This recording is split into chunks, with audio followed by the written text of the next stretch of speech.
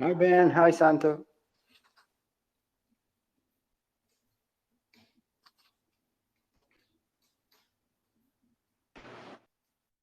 Yeah, can you hear me? Yes. Okay. So we are live.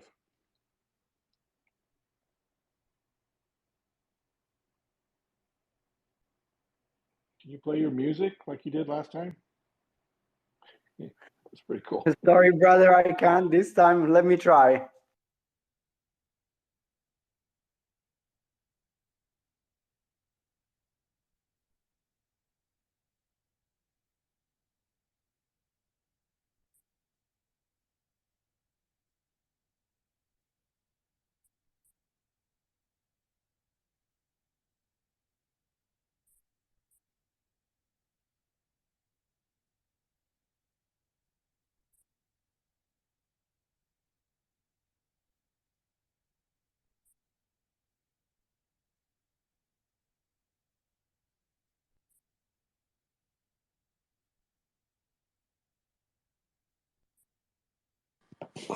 Hello, hello. Hey, Ben, you sound like you're doing a little bit better. I am feeling a bit better. So I think I'm on the upward track anyway, hopefully. So, yeah. That's good.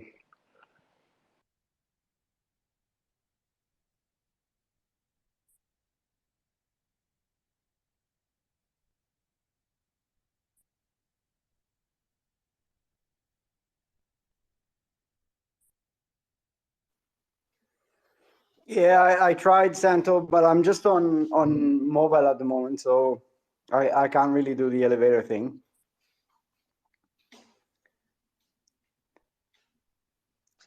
Dang. Ben. How are you going, Ben? Are you feeling better? Sorry, I might have missed what you just said. Yeah, I am feeling better. I think I'm on the upward track now. I got through the worst of it. Beautiful. Glad to hear that.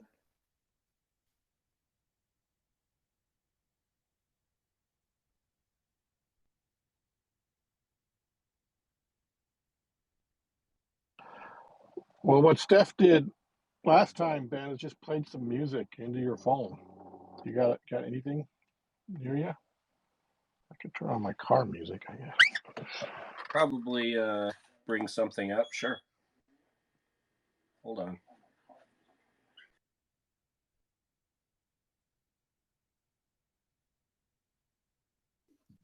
It's just the phone won't let me have YouTube streaming at the same time as listening and doing other stuff. So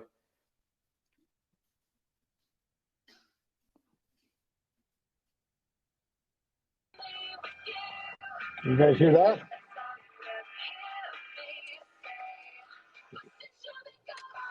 Yeah.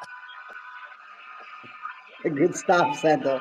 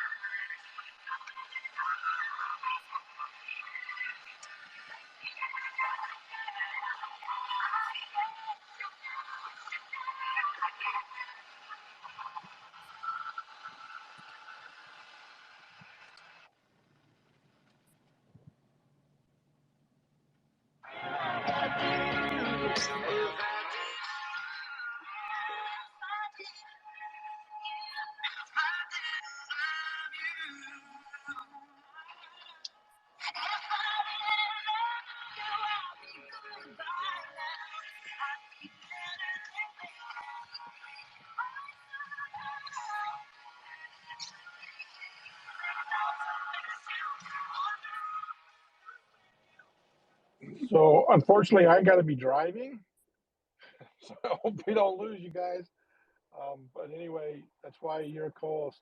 You're keep the connection. That's okay, Santo. We like your car music.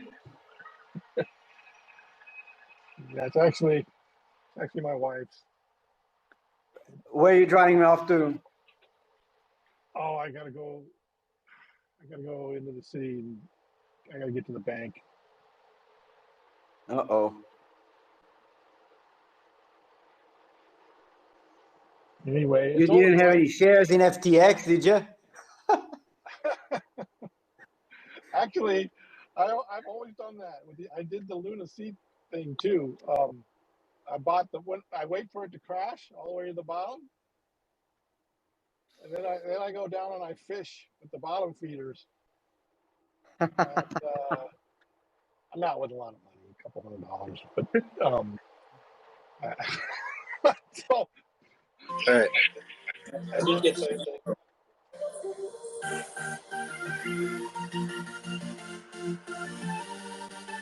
Does that work? Yeah, Yeah, that's fine. man.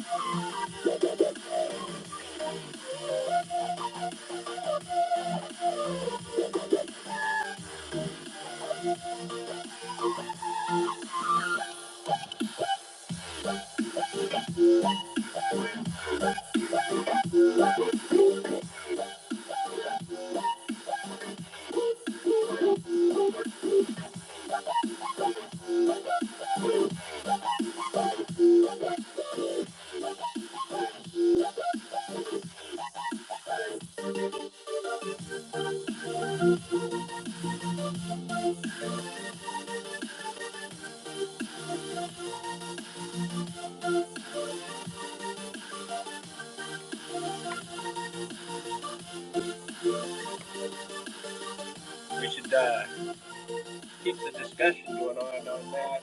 Yeah, that came out of nowhere with the whole FTX and Sam Bankman-Fried and all that.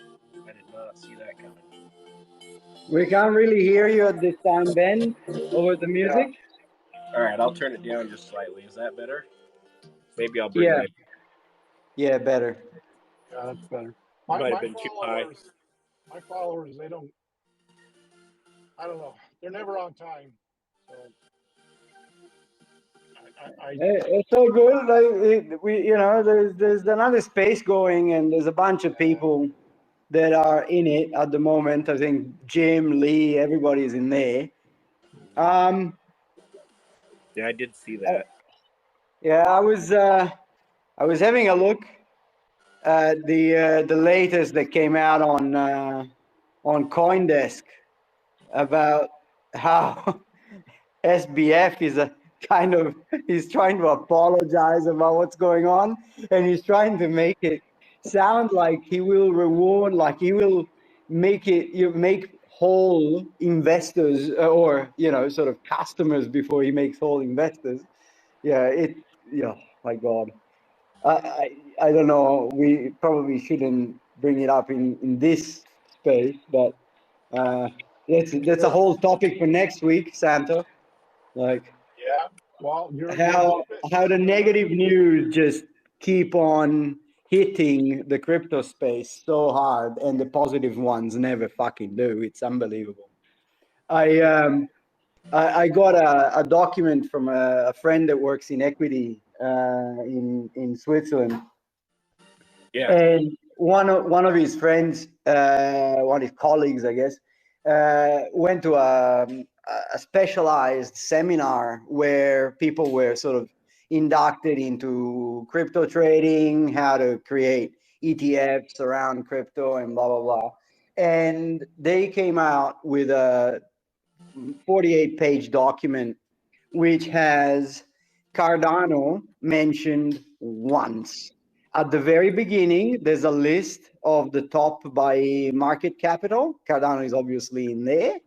And after that, it's all like there's, according to that document, which I know I've already told Francesco, look, you guys need to look elsewhere for your research. There is no mention of Cardano in any utility way. Like, so these guys are building portfolios with Cardano conspicuously absent, which, given what's going on outside of Cardano, is probably not a bad thing. But it's just incredible how, you know, these big investment funds just overlook things selectively, probably because they know they work. You know why that is? I can tell you why that is. Well, I'm just guessing that's because they know it works. And No. Charles said it very eloquently ages ago. If you've got the coolest party on the block, you should be very careful who you invite in. Well, that's no what I mean. Huh. So venture capitalists run in circles. Yeah, Ben, we don't need the music anymore. Okay. Let me kill it. And so, who would you say? Cointelegraph? Whatever. They're all the same. They're all bought off. Okay? Of course they are, just like any are the ordinary press, right? Like you're kicking an open door. You know me, man. Correct. I'm on the walls. So Charles, he won't buy them off. So they won't cover him. It's that simple. Yeah, and I think that's really good. It's really good. It's a testament to the integrity of the system that you and I both and everybody in this space at the moment believe in. Yeah, except the consumer. Yeah, but the consumer will always be swayed. Come on, like, you know, it'll be swayed whether it's crypto investments or any other FUD that comes around. And they're only delaying the inevitable anyway. You know, like, yeah, it's not going to get as much attention as quickly, but eventually they're going to have to come around because they'll just see it continue to grow. Yeah, that's right. That's right.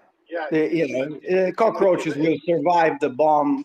Exactly, and it'll be all grassroots growth, which is the best kind of growth. It's not this meteoric growth that you get on these different networks. Okay, good, really good topic, and even for we'll need to do it next week. Yeah, we got lots to say, right? I don't know, it doesn't matter. But it's a really good topic, especially for those who have committed full time to be in Cardano and try to survive and make money. So do I understand exactly what both of you are saying? Yes, I do. But I went full time Cardano in November last year, and I know I forgot his real name. I know New Age has gone full time also, and so price does matter. Sorry, because we need ADA to be back at $1 or $2 to pay our bills. Now, if you're just a hodler, then you don't care. Then you'll wait. So that's the dynamic that makes it really difficult. Yeah. So seeing that you mentioned Edward, I see that he's in the audience. Hi, Edward. Hi, Jim. Thank you for joining us. So if you guys want to contribute to Ben, Sano, and I were discussing briefly, you know, some of the turmoil that's currently hitting our beloved industry. If you want to add something to that discussion, please come on.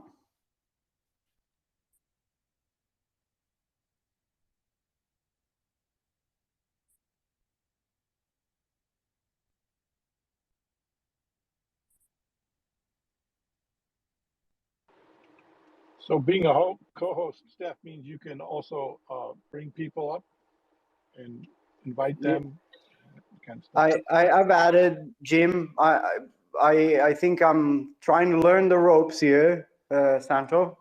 Hey, you're doing a great job, man. Way to go. Yeah, I was over in Joker's running a space with the Cardano debate, and someone that I'm not particularly fond of jumped in and had to jet out of there. So happy to be here. So to be true to my role in this space, I have to bring in the proverbial hammer, Jim. When the idea was that we had weekly topics. Last week we had a beautiful discussion with people like Michele and PG regarding, the idea was to discuss what was the hot topic last week, which was parameterization of the network. At the time, the survey that IOG had released onto the community was very relevant. Now those results, the survey has been closed. People have, well, it was targeted to SPOs, but I kind of hope that other people that were not SPOs also butted in. The survey results haven't been released yet. No discussion has been had with IOG as far as I know at this point. And so Santo's idea last week was, let's bring it back again next week. And so as much as I would like to discuss the collapse of FTX and all these things, perhaps we can leave them for next week. So if I don't know if we can bring the discussion onto parameterization, Jim, I would like to hear your opinion about that too. Like, what do you think the network should look like in terms of things like K or mean fee or the leverage of pledge for people? Actually, Steph, Yeah. it was discussed in this morning's SPO call. You were Oh, that okay. one? Sorry, I missed that. And Yeah. what did you hear then? Oh, classic IOG fashion. Not much. They've done a big survey, like you said. They're gonna publish the results. They rattled off a whole bunch of statistics of what the survey results were, but it was so much statistics that really we need to wait for the document so that we can consume it. But there was discussion of it sounded like, K going to 1,000 was what most people wanted to do. Maybe min fee cut in half from 340 to whatever that would be, 170. But no decisions. Okay, no decisions, but we weren't expecting any decisions, were we? Like, let me be, as usual, a bit provocative and a bit of a dick. Like, Yeah. we've been talking about these things for well over 12 months now. We were having the same exact discussion, not on a Twitter space, but in the Cardano space. But literally at the end of 2000, or a bit earlier actually, than 2000, the end of 2021. At the time, nothing happened. This time, probably nothing will happen. That's my provocation. I don't know if IOG will change parameters.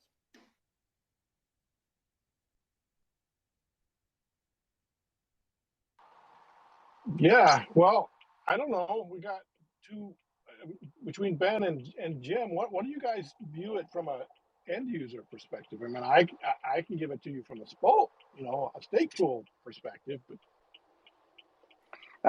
I think ultimately, if they reduce min fee, if they brought it to zero, there was somebody that was talking about it the other day, it would actually provide some flexibility to SPOs that basically would be able to offer that to their whatever they want, right, to their delegators, and it would actually make it to where they could market themselves a little differently than they're doing now. I'm curious what you guys think about that. That are SPOs, because ultimately I don't know, but it sounded to me like that would be a plus, right? I hate it. No, I hate it. Why would I want to take less than what I'm getting now? Yeah, but it just gives you more flexibility to price No, what you want, right? no. You're gonna cut my pay. You're gonna cut my Well, pay. no, Johnny said basically there would be no minimum. So in essence, that I don't know. No. It sounded to me like it would be better Yeah. for SBOs. You could market yourself differently as far as what No. you would Yeah. offer your delegators. Maybe I don't know. Maybe that's not right. Yeah. No, that's why I wanted your opinion. I knew Yeah. that was going to be your opinion, and I get the competitive thing. But I'm just telling you, we're in a down market. ADA is at 30 cents. I'm upside down. This reminds me of mining Bitcoin at a loss and paying $3,000 a month in electricity bills and trying to figure out whether I want to keep it running or not. Well, there's a lot of hard decisions being made right now, obviously. Go ahead, Ben. Sorry. Yeah. Well, I ended up in the same situation with the mining Ethereum. I eventually chose to go ahead and just get rid of the equipment and get out of it entirely. But yeah, it's I mean, come on, you guys, think about it. What is 340 ADA worth today? it's worth about a third of a dollar. So Okay, that's about $100. $100, yeah. That's about $500, $600 a month. I'm sorry, I can't live off $500, $600 a month. And minus all my expenses. Yeah, and look, I would like to remind people to let other people finish before they speak, just briefly. But I associate with Santo 100% on this. You know, the thing with Minfi is I agree with you, Jim. It gives flexibility, right? It gives flexibility. If I choose to still go for 340, fine. There will be entities that go to zero. There will be entities that go to some happy medium at 170 or whatever. It gives that flexibility. But in my opinion, and mind you, this is just my opinion, that flexibility will be leveraged mostly by people that can afford to leverage it. And namely in Cardano space, there will be people that have run successfully, and kudos to them for that, multiple pools over a long period of time. They have a wide client base. They can afford to lower the fees. They can spin up more pools, which brings up the next parameter. Let's not forget that the reward delivery system in Cardano is very complex. It's just you touch one parameter, it touches all the other ones at the same time. So a parameter that is less talked about, for example, is pledge leverage, which is in the equation termed with A naught. So in there, you have the option to make a high pledge pool, so maybe a small pool, but that has a high pledge, worth more to the delegator than a big pool near saturation, perhaps, that has a small pledge, as in no skin in the game. To bring a typical example into this, Binance pools, right? Fuck all skin in the game, fully saturated. They would be worth less than a small pool, like, for example, my one, that has a pledge to delegation ratio of approximately 10%.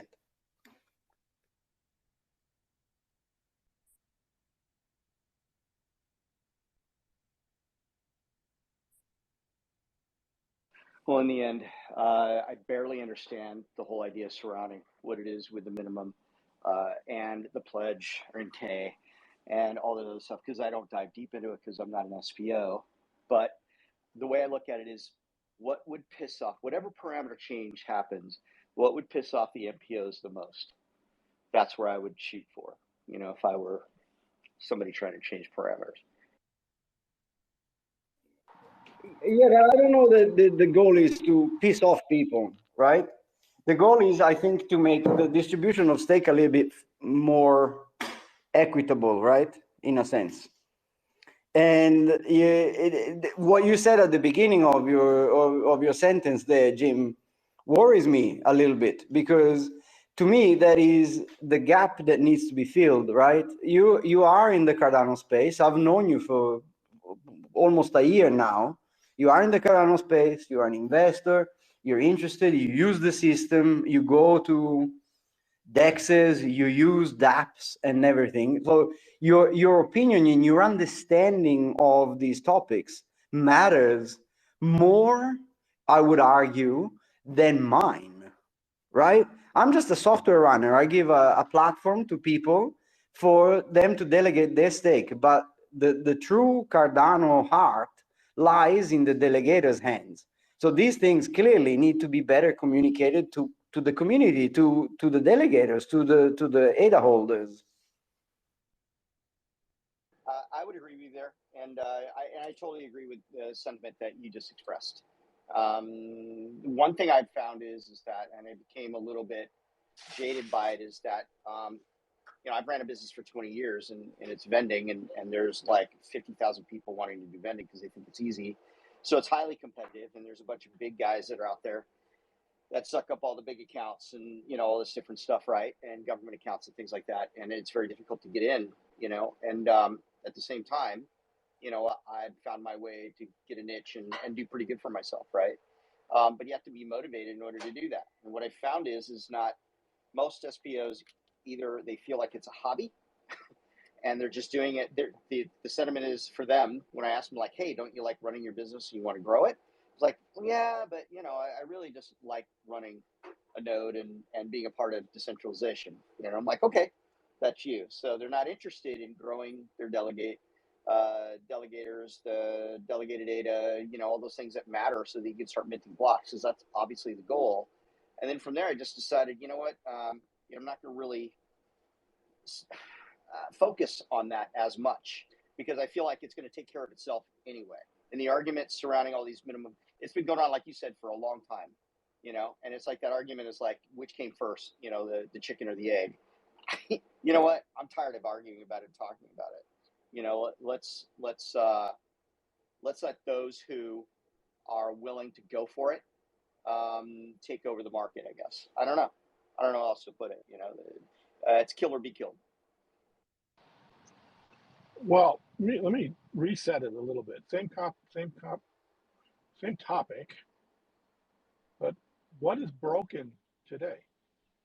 My personal view is Cardano is the most decentralized blockchain operating today. So what's broken?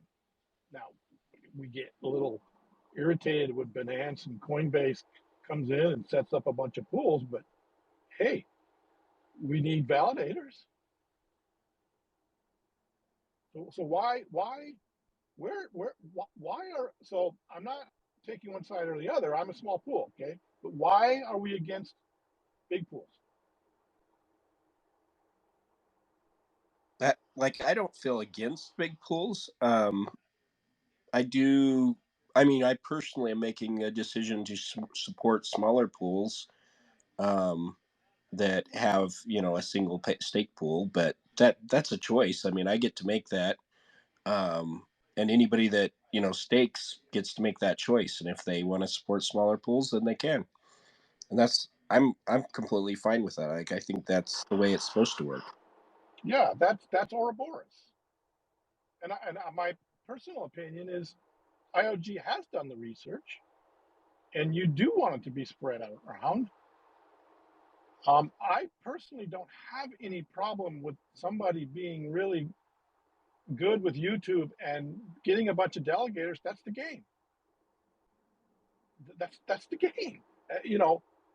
Um, it did feel a little weird to me at first last year when I saw our competitors. Binance. I don't know. Are they a competitor? I don't know. Actually running our network and whatever, doing what they want. It felt weird at first, but hey, it's an open blockchain and it's an open consensus protocol. That's the whole point. Anybody can spin up a server and participate. And Chris, even you said, I mean, coming away from that SPO call, it doesn't seem like IOG's remote.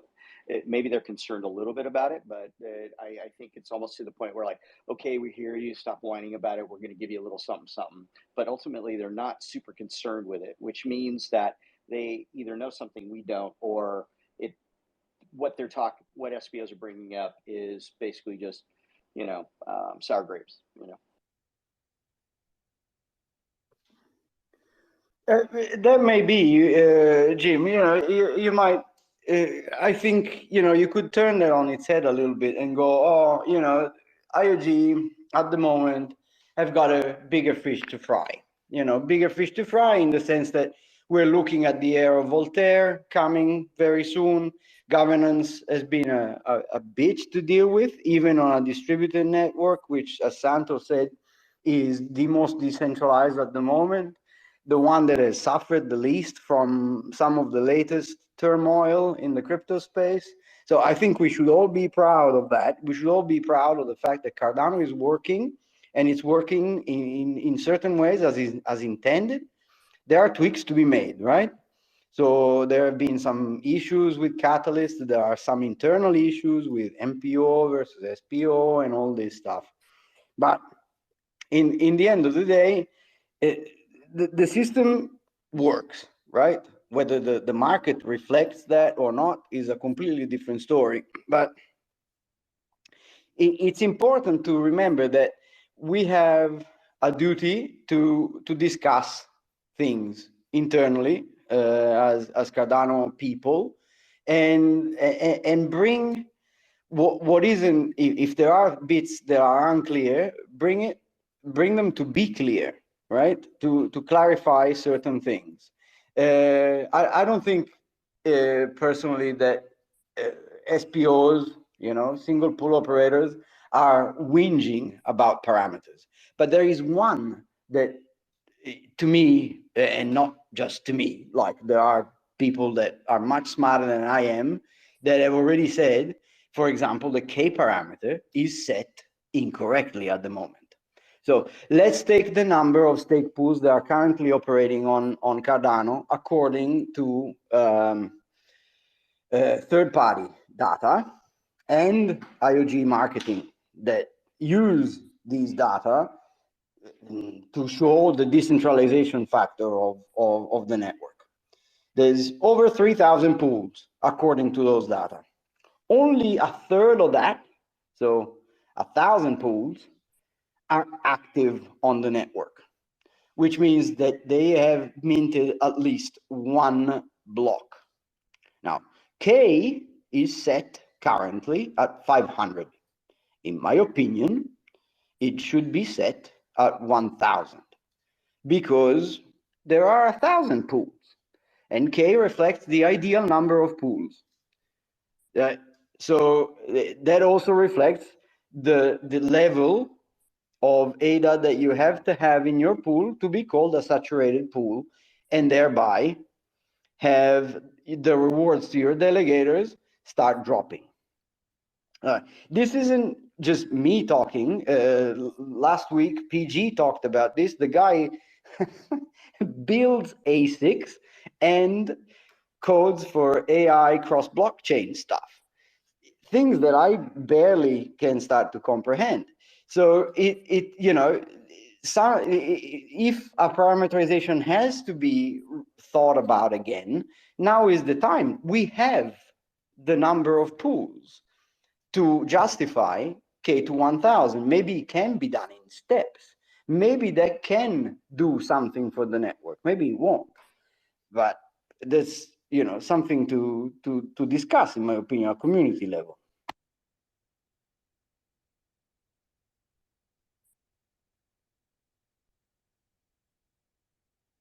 Oh, I would definitely agree, and it's important that if it needs to be changed in order to spread the love, I guess, in a way, so that everybody reaps some of the reward from it instead of it consolidating power into a few.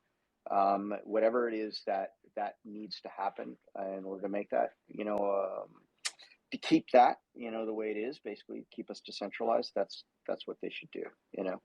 But I don't know. It's just the argument has got to the point where it's at nauseum. This whole thing surrounding parameters and stuff. And my God, it's almost like I just don't even want to like listen to it anymore. Almost just so I shut off to it. Basically, is the issue.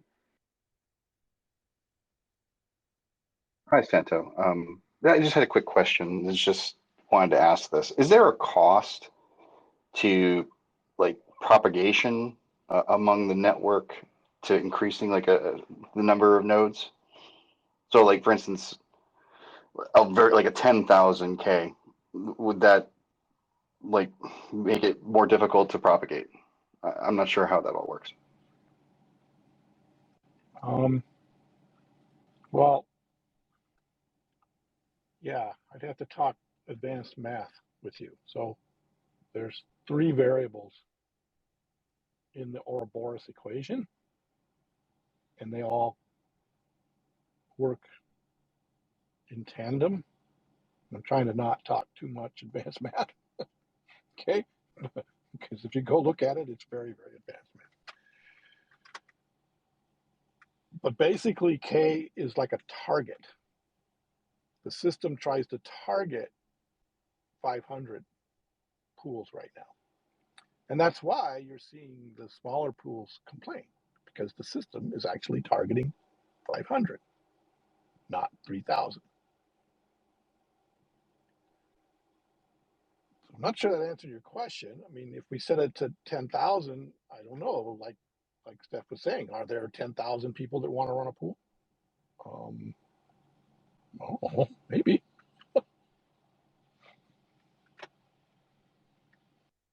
So I think Exactly. the way it works is when you go above the 500 it's targeting for, then staking rewards start to drop off, and per pool it like is optimized at 500.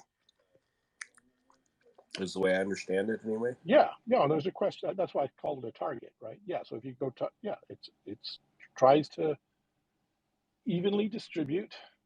You gotta. There's also a luck factor. So the luck factor changes depending on how much stake you have, depending on. So it is really complicated, and it gets hard for the normal user to understand how it works, right? And that's a communication problem, like Steph was talking about, right? How does it actually work? As a stake pool operator of about 1.5 years now, I can just tell you, I'm not making any money. And I will argue that it's not about any of these parameters.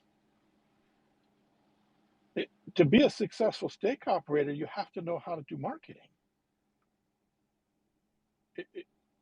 That's how it's set up, because you need delegates. You need to know how to do YouTube. You need to know how to do look. Why am I doing this space?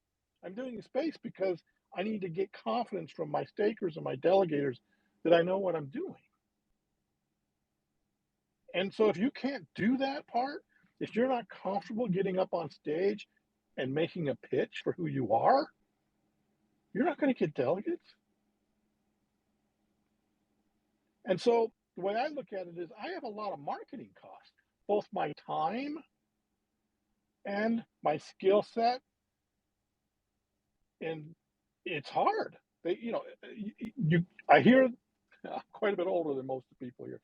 I hear you guys talk about the grind, and it's a grind. You have to grind every day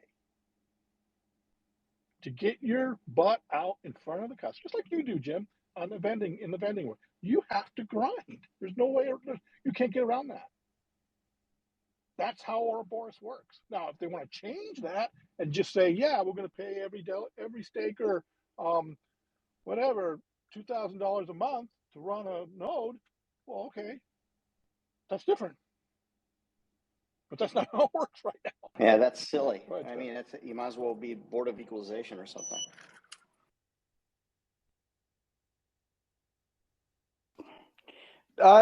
Yeah. So I think in terms of like, if I would like to go back briefly to Christopher's question, which was very relevant. Like, do we have a propagation problem if hypothetically k is set to I forget the number, but let's say 10,000. The propagation times of validated blocks are entirely dependent on how many nodes your block producer connects to. So how many pools there are in the network and how many nodes are connected to those pools probably does make a difference, but it makes a difference only if the nodes are all equally well connected, right? I'll give you an example. If you have a pool, a typical setup of a pool where you have one block producer with two relays. The second relay is there for redundancy. Let's say that you have to do maintenance on one of the relays. Your block producer is always online, right? It's connected to the network with that one extra relay that is not undergoing maintenance.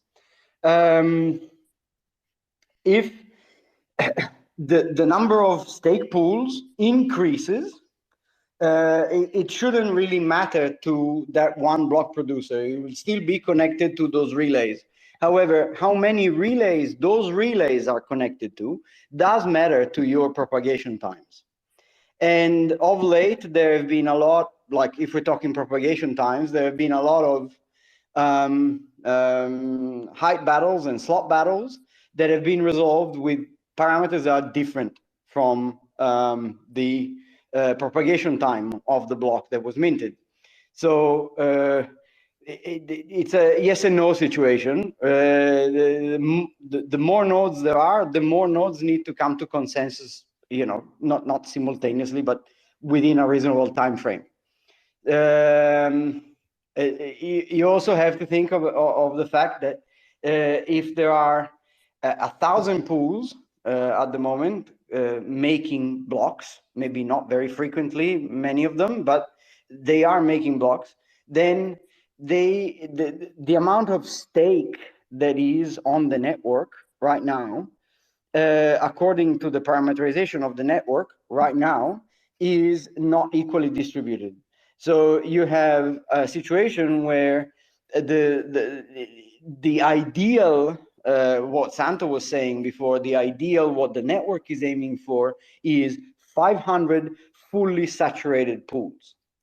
Because we have 1,000 active pools, it should follow that the ideal situation is that you have all 1,000 pools fully saturated. I don't know if that explains anything better than what we said already. Thank you. That does help. Well, actually, I'm going to bring up a little bit. So I know what you just said, Steph, is what everybody says in the Spoke community, but I don't agree with it because that's not been my experience.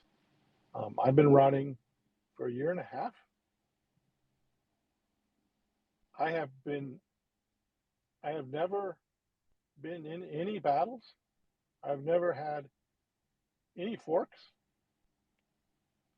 My propagation time, I don't know. I didn't do anything that anybody else did. I just put relays around the world, one in Singapore, one in Europe, and one in the US. And the only thing I can think of is I'm not high enough yet. I need to get up into the 10, 20, 30 million stake, and then I start, I guess. But I'm just relaying information. So I've been between 3 and 4 million delegation for about, well, almost a year now, and I've had no issues. Yeah, go ahead.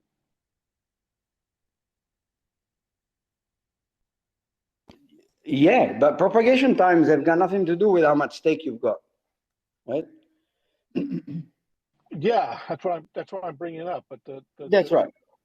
It's Yeah. So I mean, you can be a really well staked operation.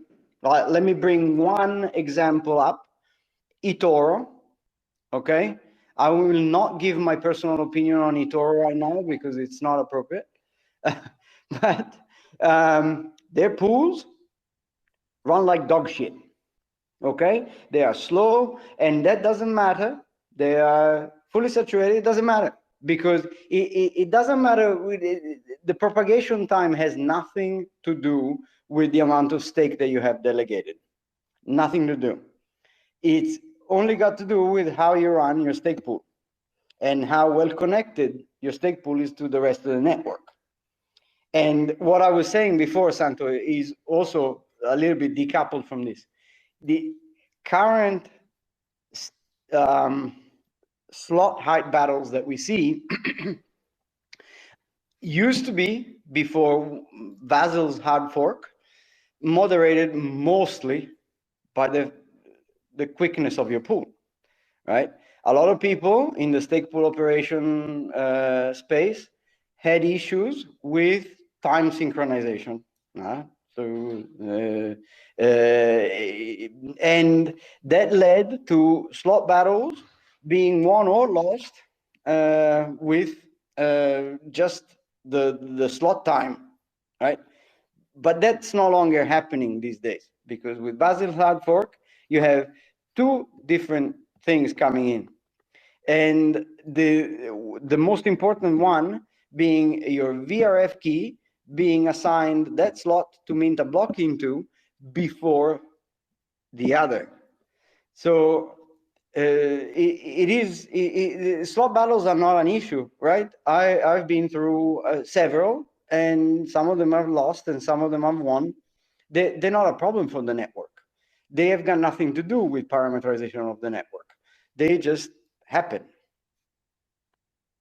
I mean, let's go back. Maybe Christopher didn't, I mean, he just used the word propagation. Maybe he meant something else, right? Because that's a term, just so everybody knows, inside the stake pool operator world.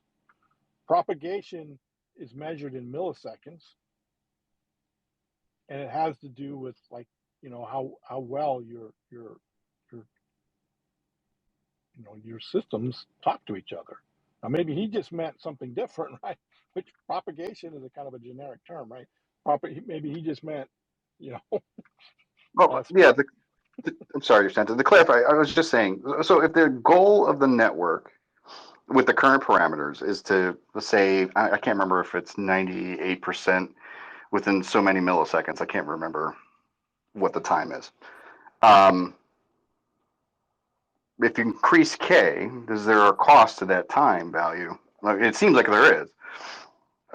With the number of, if they increase the number of nodes in the network, there's going to be a cost of like distributing through that network.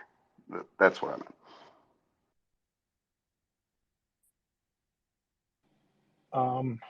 A cost? You mean time? It take a longer amount of time. Time value money, I guess. No. I mean, the blocks will be minted the same amount of time. That's what you mean. Not mint, but distribute, like for the network to reach consensus. Oh, but that has to do with blocks. So we're all trying to validate blocks so that your transaction goes through as fast as possible. So correct. But so if there's more nodes in the network, no, that's not going to improve. That's not going to speed it. That's not going to speed. I don't think I'm saying speed. I'm saying, does it slow it down? No, it's not going to do anything. That's actually the elegance of Ouroboros and the elegance of being distributed computing, and because it's not on a central computer. Okay, so it's not going to matter. Now, does it matter? It might matter psychologically and to the market if we have 5,000 pools and none of them are minting blocks, right? They're just kind of hanging there, just being a backup. That's already happening, right? We have I was going to say just that. You know, you've got 30% of the pools that are minting blocks, and the other 66% that are not. So it's more about efficiency, right? I mean, actually, it's more about the way I look at it. It's more about just um, supply and demand. Are there enough people that want to run a node? I mean, they're going to want to run a node if they get compensated. Usually, I mean, I'm sure there's a lot of people that want to just donate, but my experience dealing with Cardano is it's not. If you want to actually be a contributor and be a validator, you have to pay attention. I've got notifications that come straight to my phone if something happens to one of my servers across the world. Yeah. And so, for example, here, what you're saying, Santo, brings up an interesting topic, in my opinion, about the min fee, right? You have, as you stated, nodes around the world, and so do I, right? People run their stake pools in different ways. Some people run them as Raspberry Pis, some people run them as bare metal servers in their garage, in their study, or whatever.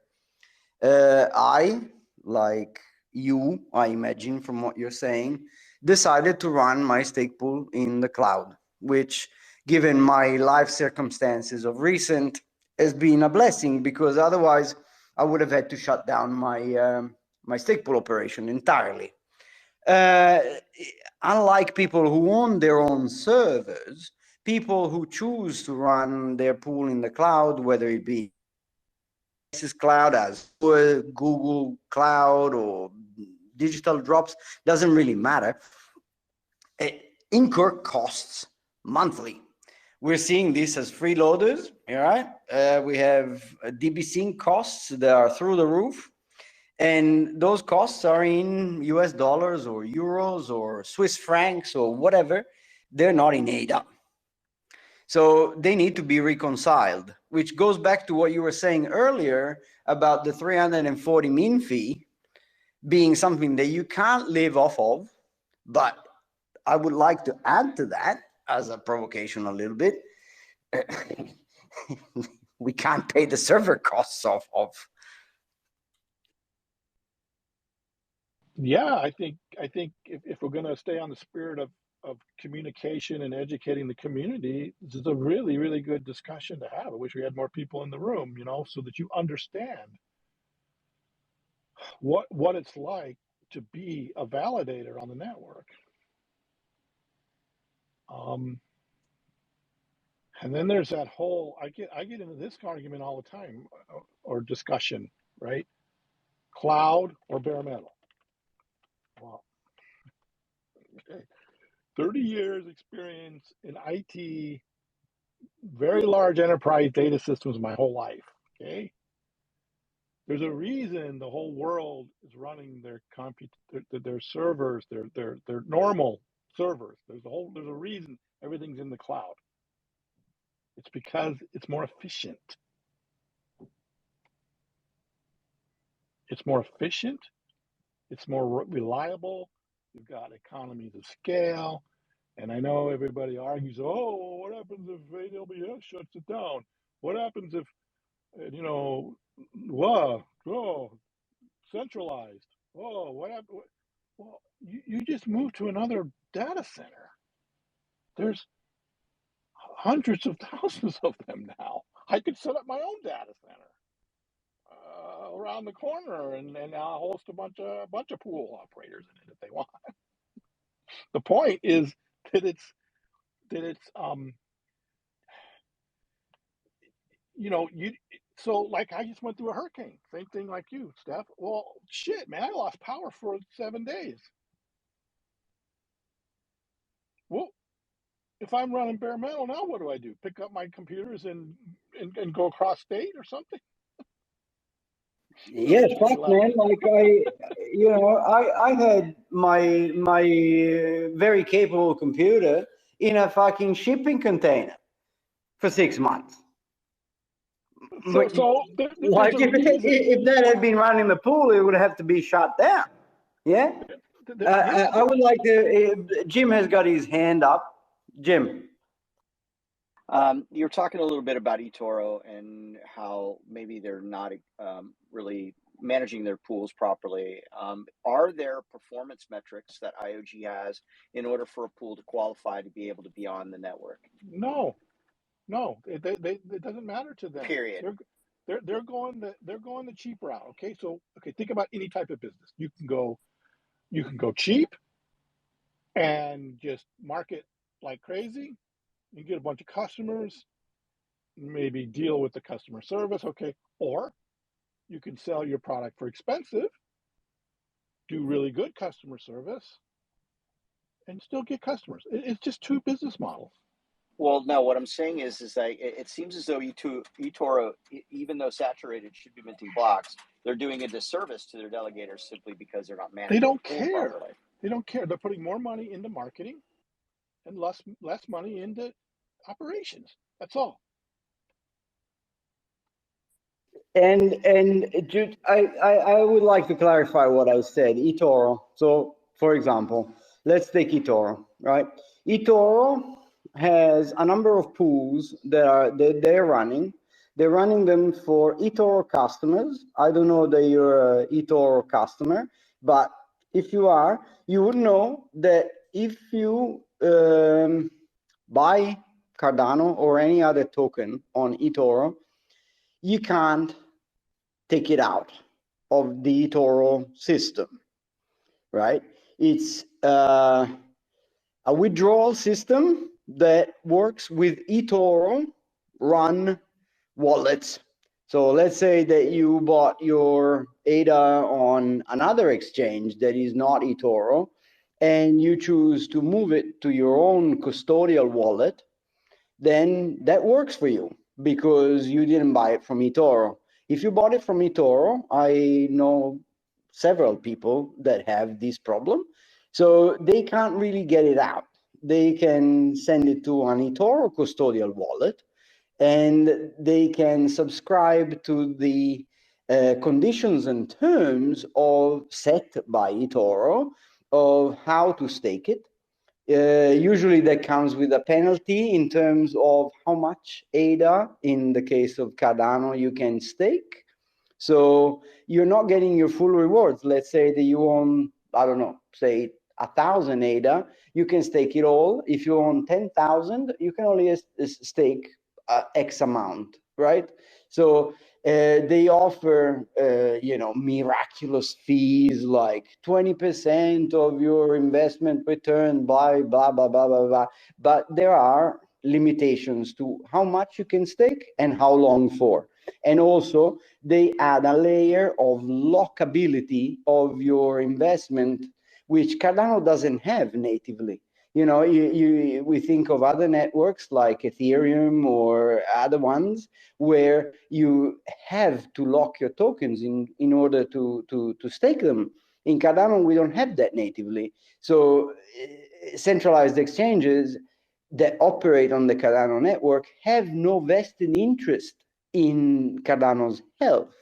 They are just selling a product to their own customers.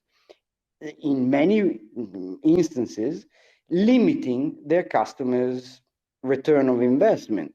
And what I was saying earlier about eToro's pools is that when you look at on-chain data on systems like PoolTool, to answer your question, Jim, you go to pooltool.io and you look at eToro anything, right? Their propagation times are reasonable. They're slow pools, they're poorly maintained, but they don't care because they have customers that will stake to their pools, which are not you and I. They are just customers that bought their tokens to eToro and have no other option. I think I'm not a US citizen, as most people will be able to tell from my accent. I don't think this is propagated worldwide, but eToro, I think, chose to cease their staking operations in the United States because of the SEC regulations that are coming forward. But they'll continue them elsewhere in the world, and will continue to provide a shit-ass service to their customers, particularly ADA holders, who could benefit a lot more by staking to any pool on the network, whether it's a multi-pool, a single pool, it doesn't really matter. You know, your key is your crypto. If you're staking through exchanges, you're making a mistake. Whether it's Binance, eToro, it doesn't really matter. It's just not the way to decentralize your finances. Got it. I was just curious. You know, I figured there might be some sort of performance metrics for each pool in order to make sure, because you don't want like you know, somebody just dragging. I don't know. I think about it in a weird way, but you know, it's like competition in some form or fashion. Maybe that would actually make it to where some pools wouldn't do as well, even though they're saturated and they're ran by Binance or Wave or whatever. You know, if you had some smaller pools with the ability to be able to perform better, then that would actually want them to be a better pool that might get a slightly better reward. I don't know, something like that.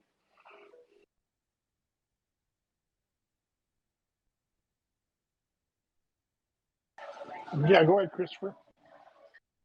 All right. So based on that, like, it seems like a misalignment of incentives for you know, for delegators to delegate to well-maintained pools. Are there specific parameters that would to incentivize like stake pool operators to maintain their pools and to have backup services and make sure that you know, good relays going, or are we just relying on the delegators themselves? I'm going to challenge you a little bit, Christopher. Yeah. So you really care about like 0.5% APY a year? Because that's the difference between a well-maintained pool and a poorly maintained pool.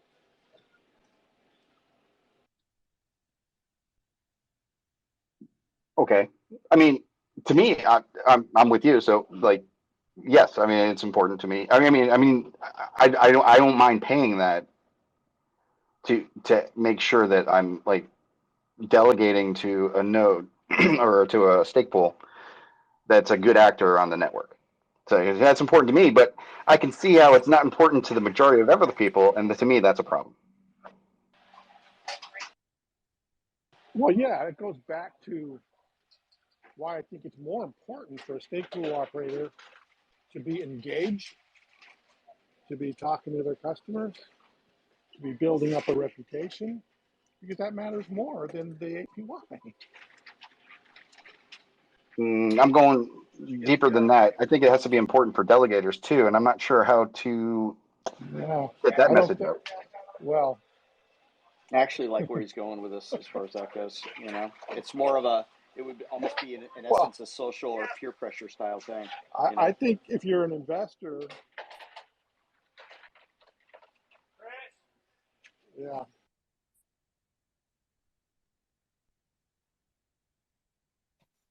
I think it's an interesting topic that you bring up, Christopher, because you know, you mentioned the idea of incentivizing good participation from the delegates. And I said it earlier, and I will say it again.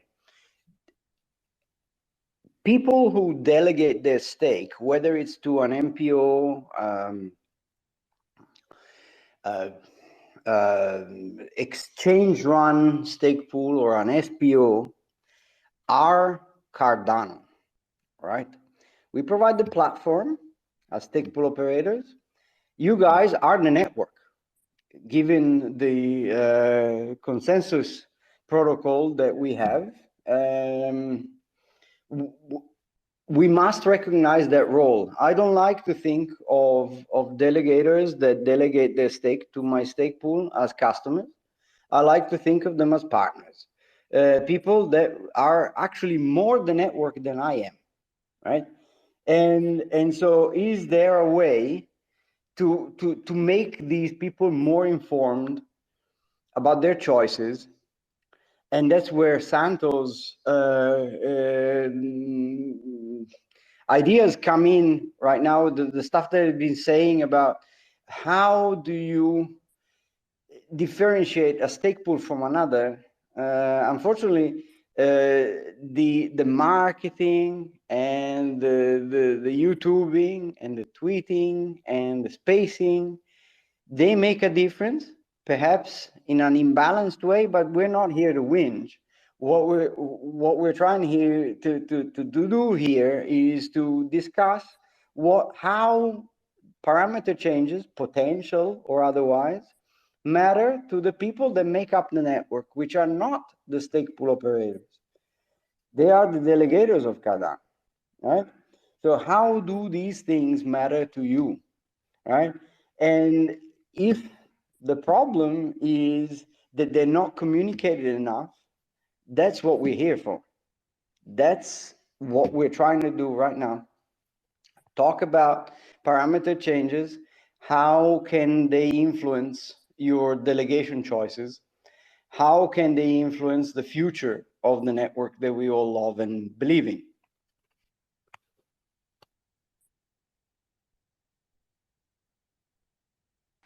If anybody else wants to come up, we're kind of just batting each other around on the stage.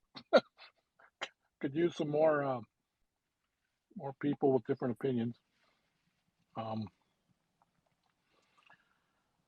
Feel free, don't be shy. But yeah, I don't know. My stance on this is I've aligned with IOG. It doesn't matter that much. Maybe I'm wrong. Maybe IOG is wrong. I think we have a lot of other things to work on. Can we change K to 1,000? Yes. Can we take min fee to 0? Yes. Yes, we can. What would I do as a stake pool operator? I don't care about K. I mean, make it whatever you want. I do care about the min fee, but I will adapt because that's what I've done my whole life. Whatever, just tell me what the rules are, and I will adapt to the rules.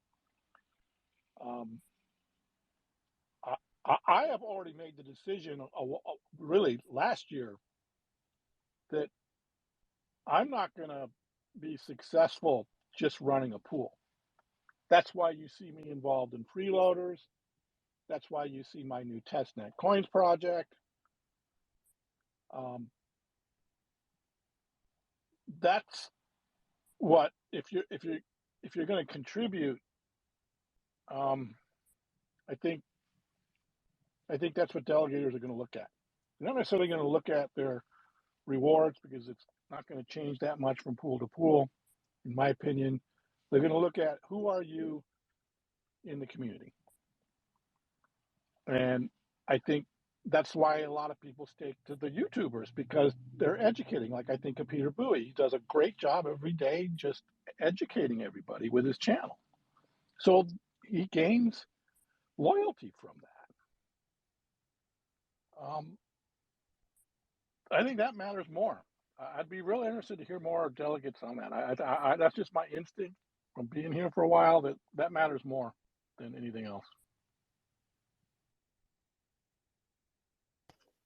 Yeah, I fully agree. And I also would like to invite more people that are delegators rather than stake pool operators to talk, because that's what this space is about, yeah? I heard you needed someone to disagree with you, Santo? Because I definitely disagree. No, I'm your overlord. You can't disagree with me. What's wrong with you? I'll take you out, man. Well, my 2 cents is people may not always want money, but they definitely are in it for their own selfish reasons. It's not because Peter Bowie is just educating, right? Like education, I feel like it's a nice thing. It's how you get in the door. But and it might be debate, but it's not how you reel in the actual delegators. Right? You have to give them something besides the education, at least for it to be sticky. Obviously, you know, So let's leave blockchain for a second. Did people realize there was like uh 20 2017, 2018, around there, maybe 2016, the cost of televisions, of high-end televisions, HD, 32-inch, 52-inch, dropped by hundreds of dollars. I don't know if people noticed this, but it did. And I was wondering why. When the first time it happened, I thought it was just a Christmas sale. But then those low prices like stay through, right? Something that was 3,000 was suddenly 1,200. It was crazy how much TV prices dropped. Um, and it turned out those televisions figure if they can lower the price for the users get TV. They get really nice TV, big TV. They get 4K, 8K, whatever. Um, But they realized if more people was watching TV, they could make money in some other way besides just selling the TV, right? They could sell ads, they could sell viewing behavior, they could sell all sorts of data and make way more money than selling TV, um, right? And so that's what they did. The user got TV, the advertisers got money in some other way. Now I don't know how much people care about their TV viewing data or any of that jazz. Um, Maybe for some people that's not a big thing. Most TV they let you actually turn that stuff off. Um, but this is the thing of why if you don't look at all the different incentives, um, you Santo might not find sketchy ways to make money that exploits your delegators in one way or another without them even knowing. But suddenly it opens up that door, right? To be like, okay, network revenue, either from the L1 or the side chain with all the Mamba stuff, if that's not sustainable, then you have to have, as stake pool operators, have other incentives for running a stake pool. And sometimes those are great incentives, but other times they may not align with the people that are in that pool, and those people may not even know it, right? Um, So there's just that risk factor that so we should be caring about K and main fee and at least trying to make running a stake pool sustainable for the operator, because it plays into that one of that premise that Charles like to scream out, can't be evil, right? It sort of makes it so can't be evil. It's more possible. Yeah, that's my two Lovelaces. Your Lovelaces are always very appreciated, Lido, and I struggle to see your analogy with the TV, but however, I would add something to that. You know, if the incentive of securing Cardano's transactions, which is what we do for delegates, so delegates secure the Cardano network, right? The Cardano network is secured by the people that hold data, not by the stake pool operators. Right? We provide the platform to do so. And if the delegation of ADA that comes with the ADA rewards is not enough to incentivize participation, then we invent another system, whether it's an ISPO or giving free tokens or I don't know, like I've been giving out free cards for Sea Shepherd to my delegators. In the beginning, I had to ask them for the email, and then I sent them the cards now that I can with links. I can do that with metadata. I can do that. So it's simpler for me, but it plays into that mentality that you just mentioned. It's not enough.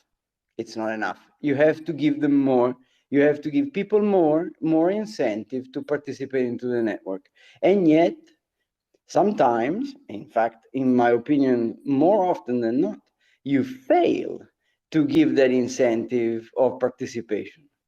I know personally nearly half of my 17 delegators, and they couldn't give a toss about Cardano's health. The question that they have asked in the beginning was, do you think is this a good investment? And I said, yes, I think this is, the future of finance, the future of money. The digital money is the future of money. And that's all they need to know. And they will stake and forget. And getting them on, I don't know, Spaces or Discord or Telegram is completely impossible. So how do you reach that base, right? You're like, education is not enough. I agree, because if education doesn't reach the target, then it's good for nothing. Right, and I guess part of why I'm saying that too, I feel like there is value in Cardano as a network, always striving to make the network compensation enough, or like good enough. Maybe not like Lambo, right?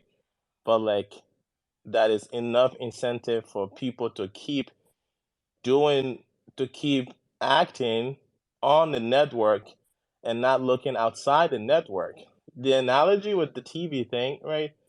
Um, every stake pool operator, everybody that runs a stake pool, they don't just secure the network, they also see, they get to see, they have first party um view to what's happening on the network. What's the value of that data, right? What if a network player says to stake pool operators, run this piece of software and we will give you money, right? And that's it.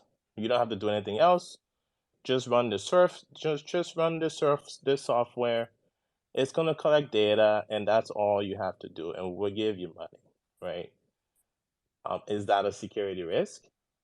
Um, how many stake pools are likely to do that if they are sustainable already versus not sustainable? Um, right? So I think it's important that as a network we keep playing with the parameters until it achieves the desired result. Because the confusing thing with the current parameters, there is agreement even from IOG that it has not achieved the desired result. Right? What is the desired result? That delegation will move very often, that small stake pool operator will hold a lot of the stake. Right? There was I think it was in the summer, Argelos himself, after they did that they did the simulation for the last recommendation that the community made. They did a bunch of simulation and it came out with their output. One of the statement in there was that we realized that the original simulation and what's happened in reality hasn't played as well we intended, and they also recognize that the reality, the way the humans have responded and the current state of things is bad, right? So it's not like they haven't agreed that there's a problem. They've agreed that the current state of the network is not good, right? So So I'm real familiar with simulations. I used to run a bunch of simulations, finite element analysis, and all that kind of stuff. Why? So now we're gonna shill my new project. So sorry about that. Why? Why can't we start getting some empirical data out of our test nets so that we can play with all these parameters as much as we like? and see what happens. Yeah, but Santo, nobody disagrees with you shilling the project, right? You just need to get fucking 500,000 people to do that. Yeah, that's a huge investment of time. Wait. How many people do you think are active on Cardano network right No, now? so look at the number of wallets that are currently staked on Cardano. No. Listen. You have 1.26 million wallets staked to Cardano. I completely acknowledge the fact I am one of the people that have multiple wallets. Okay, I'm not saying there's 1.26 million people on Cardano. That's not what I'm saying. Is that there are a lot more than 10,000, right? Can we agree to that there are more than 10,000? So to make testnet meaningful, like at the moment, it takes ages to get anything done on testnet because people don't participate on testnet. No, well, that's the whole point.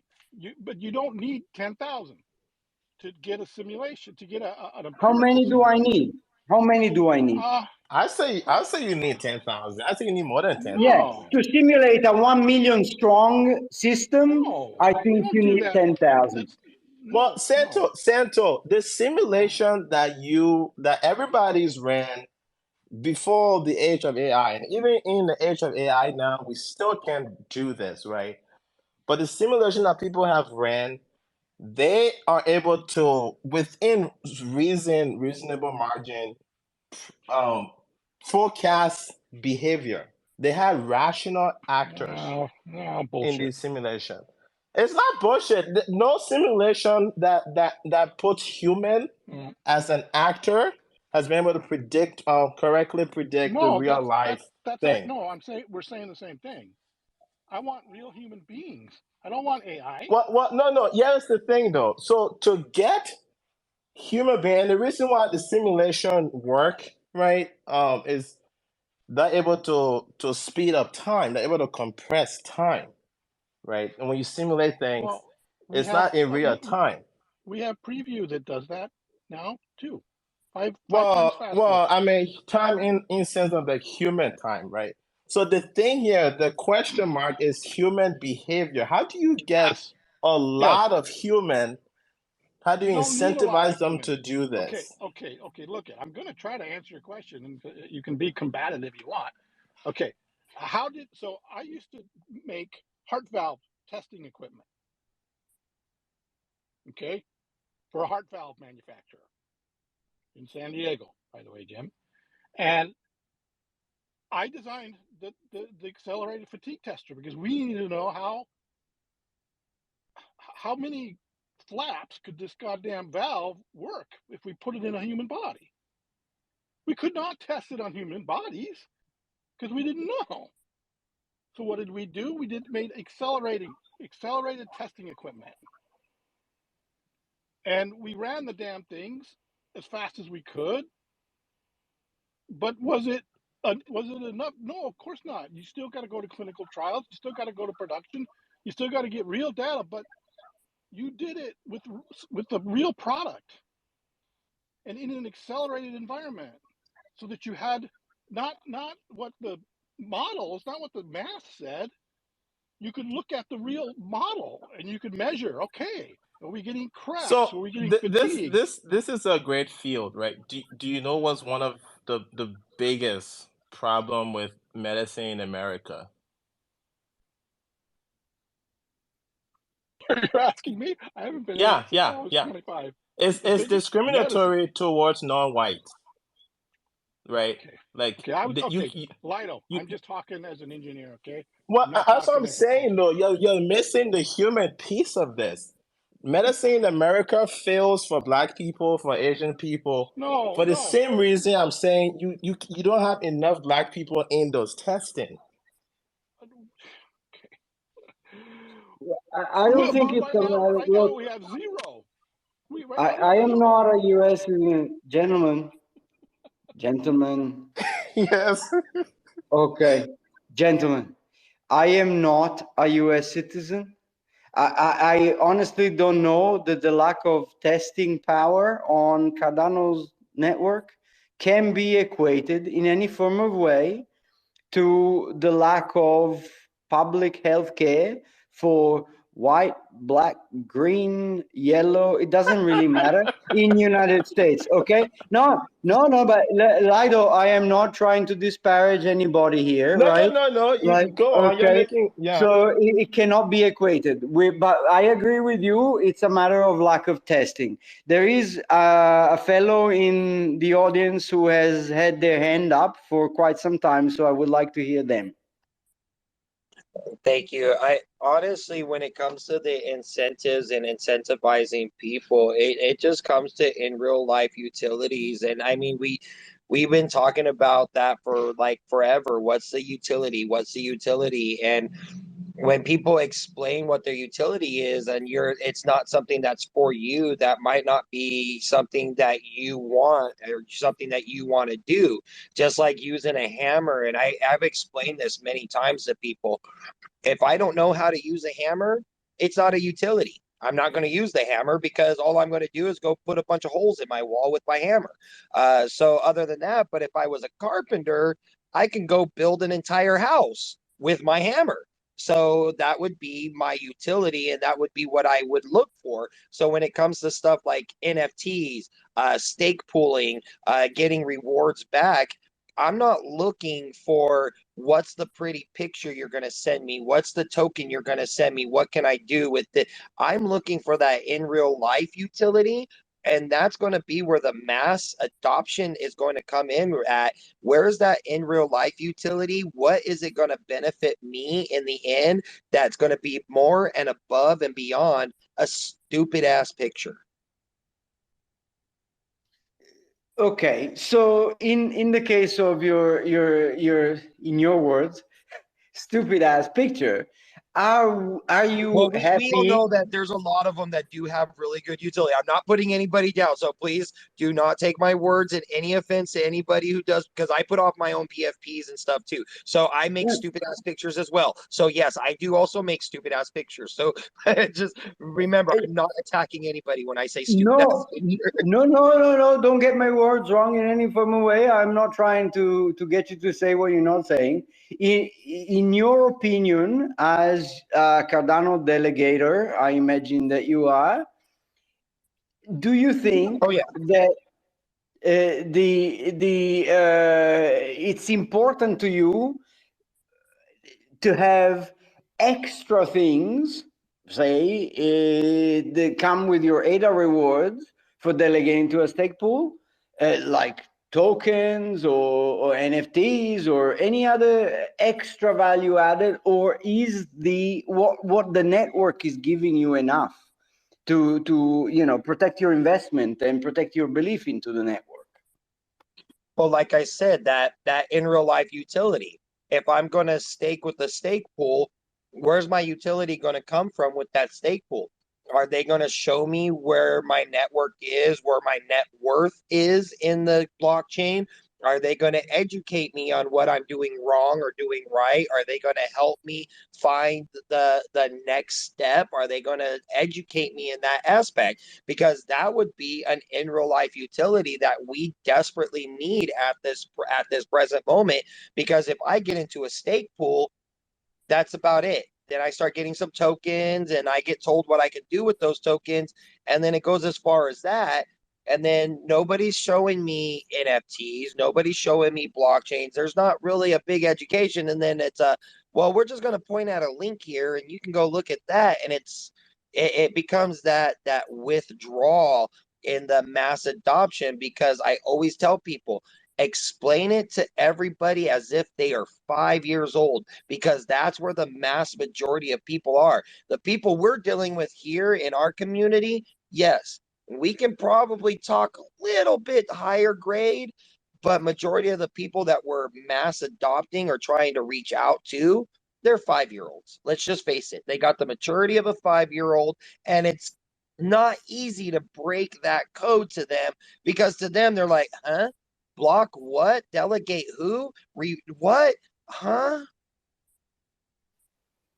Okay, we have Gold Rush with the hands up. Thanks, buddy, for sharing that. Yeah, thank you, Debbie. Hey, Steph, real quick. I can't get block up. I'm not sure why. Can you let him in? It's because You he's need only one coming up to more. show. It's because he's only coming up to show me hand. Yeah.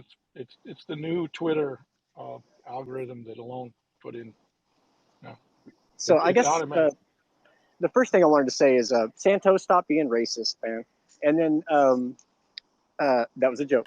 And Yeah, as I far was as not talking about race. I'm sure you was. no, Lido threw down the black card. I thought that shit was hilarious. But see here, the simulation never intended for the stake pool operators to be the people training people, onboarding people to crypto. The human being aspect, I don't think was ever part of the simulation, was ever part of the formula, right? But NFTs were never part of the formula, and ISPOs were never part of the formula, and so all these things that PG has been talking about, you know, like what incentives do you need or do you want as a I mean, I'll take anything I can get. Speaking from the delegator's perspective, right? Um, but I'll be honest, Santo. I may or may not delegate to your pool, and I may or may not spend time in your spaces, but they are definitely not connected in any way. You know, my time that I spend with you is spent, you know, learning and discussing and things like that, but it has zero bearing on whether I'm delegated to your stake pool. So like in my mind, I don't even connect the two. It's just like, what are the rewards that I'm getting? So I'm thinking from an economic perspective when I'm delegating to a stake pool. What do I get for this, right? Now you're going to be teaching me one way or the other because that's what you do. And so I don't have to pay you anything for that because that's just what you do, right? That's who you are as a person. That's the time that you're willing to spend here on these Twitter spaces and things like that. But when I'm in there delegating to a pool, I'm curious about, okay, I mean, especially in the ISPO perspective, because that's what I generally gravitate towards. Um, now, something that I have been attracted to, is something that you're affiliated with, Santo, is the I want that golden bank manager. So I've got several of my wallets delegated to your stake pools that are a part of that thing, just so that I can go make a bunch of claims because I'm trying to game the system. I want to make. I don't even care if I'm throwing ADA away on these tokens that I'm getting because I want that bank manager and I want to make as many claims as I can possibly make. Well, don't put that on me. You got to go talk to Mel about that. Well, I'm just saying. No, I'm just saying. Like, I am actively trying to game. You guys create the game. I just play the game. You know, you know. So it's like you guys created that game of whoever has the most claims gets to, you know, is going to win a bank manager. And so now I'm just putting it in perspective. I'm putting it from the delegator's perspective. No, You I know, the understand. economic theory behind it all. You know. No, I understand. I had a Now 2 million. I had a 2 million staker delegator, and I was at 0% margin, and I changed it to 1% margin, and he left. Do you know how much money 1% Mexico, huh? to the delegator, to the stake pool? It's nothing. It's like about $50 a month. Not even that. No, $50 a year maybe. I was just saying, keeping it online with the stake, you know, the protocol parameters, right? And I was trying to make that clear for people in the room also, is does it really matter that much to the delegator? And you're kind of validating my point. Does min fee really matter that much? Does margin really matter? That no, because it's between every pool is doing 3.5, maybe 4.2% APY per year. Okay, I get a little bit worried about what Danny was talking about. And how many of you actually know and can calculate that math? But it's not a matter of calculating the math, Santo. Well, No, no, I think most people don't even know what APY is. They think, yeah, but you can't do that. You can't do that. You can't tell people what they don't know. Well, Okay. okay. No. Wait, hold up. Let me tell you what you do. What it Okay. is then.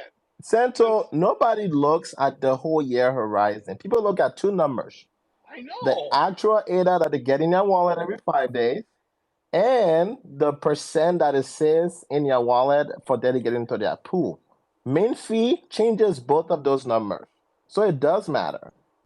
Like Yeah, but you change the mean min fee fee, you will changes literally one see you thing. will see that percentage go up by at least half a percent to a percent. Not for every pool, but for the delegator who is not educated, it looks much better by up to an entire percent. Okay, but That's an argument that all MPOs have been making for quite some time. In regards to min fee, you have 340 at the moment, right? It's for everyone. To me, that equates to zero, right? It's the same for everyone. It's a level playing field. It's 348 up per block minted. If you that this is something that maybe some people don't know, but I take it for granted as an SPO, so I'm just gonna say it out loud. If a stake pool makes more than one block per epoch, so that's every 5 days, that 340 doesn't change. It only changes marginally, I will argue, if your expected number of minted blocks, so the assigned slots that you have been assigned, are more than what you're expected to be assigned, right? So that means that if I have a luck parameter that at the moment is all over the shop, but let's leave that out of the equation. If I'm expected to mint, say, 0.5 blocks per epoch, so half a block, that can be done. So I need at least one block. Let's say I get assigned one slot. My luck parameter goes to 200%, right? Goes to 200%. I have the option to mint that block. I mint it. Bob's your uncle. Everybody's happy. My rewards go out to the community that is delegating to me. I also get the 348, right? If those those assigned slots are 2 instead of the expected 0.7, now all of a sudden I'm luckier than I should be. And that is reflected more on the delegators than it is on the stake pool operator. The stake pool operator doesn't make more money if they mint more blocks. They make more money if they have more pools. 100%. And so just to be clear on the testing thing, right, Santo? To go back to that, I am definitely with you on testing and incentivizing testnet. I think the place where we're not in agreement yet is how much volume you need. I think you need a lot of volume, right? If you want to truly test in a well, global way, of right? course, you want to get as much as you can, but geez, can we go from 0 to something? Well, I feel Right like now, half measure will not produce real I don't. results. It's not my experience in my engineering career. Okay, think about it for a second. Yeah, because engineers, what's one of the biggest flag that engineers No, get? They don't get okay, people. Darlington. Let me just when you build a brand new car, you start with a clay model, and you kind of look at it. Okay, is that what we're looking for? Then you gravitate. Then you go to a quarter scale model. You put the quarter scale model in a wind tunnel, and you say, okay, is this what we're looking for? Yeah, it's getting closer. Then you make your first full scale prototype, and you put a human being in it. Maybe you crash test it, and you say, okay, are we getting what we want? That's what testing is. That doesn't work for people, Santo. Yeah, of course And it does. this is the reason why Japanese Okay. car outsold American cars too, right? Yeah, I'm just gonna disagree. And why most American like foreign cars is that methodology of engineering. Plus, I mean, how would you raise a child, right? Or how would you raise a classroom? How would you incentivize a classroom to do So something? You can't I'm treat it not like a car. I'm not suggesting that we don't use human beings. That is exactly the opposite of what I'm suggesting. That's why I'm recruiting testers. That's why I'm recruiting SPOs. But right now, Yes, but you can't nobody's approach it like you're building a car. That your engineering principles from car building doesn't apply. okay. What to pick a different principle then? That's the thing. It's new. This is new It's terrain. not This new. is It's not people. new. There are people there are organizations that test human behavior over and over again. When Yeah, you go to market for a brand new wine, you go do a taste testing. You but bring in crypto some is people. different though, Santo. No, People get way more emotionally attached to crypto than oh they my get God, attached to people. their shoes. Wait I a minute. honestly think Oi, hammer of respect of each other's opinion. I don't think that's meant disrespect. I mean, I think we're just disagreeing. No, Oh no, I know, I I do. know, I Lido, but don't. let each other finish. oh This is not for you. yeah, yeah. No, I don't have any. I mean, you got you. Look, why do we have a test net in the first place?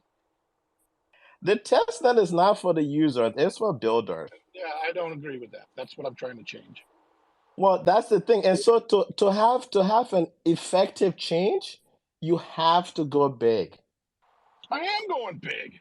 You talking about? Okay. Well, I good. don't think I that's the honestly way. think that the disconnection is the product. You guys keep talking about a specific product. It's not so much the specific product as being the idea. It's just ideas, product as a whole. Because when you put any type of product out on market or you're going to try to test product on market, you can't test a product just by saying, hey, I got this really product that worked well for me. You're going to have people come up and say, hey, I'm willing to test your product in a public situation to see how your product is going to be reflected, to get market value, get market, what is it, strategies done, and Well, get all the research done behind that market. Because if you're not doing that as a business in a whole, you're not going to be able to express where your market goes or how to expand into your market. well, that's exactly what I'm talking about doing. Testnetcoins.io. Take some time to go look at it. So now how can we scale this up and get 10,000 people to sign up? Okay, I just went through the. We're not going to start with 10,000 people. I mean, that's impossible.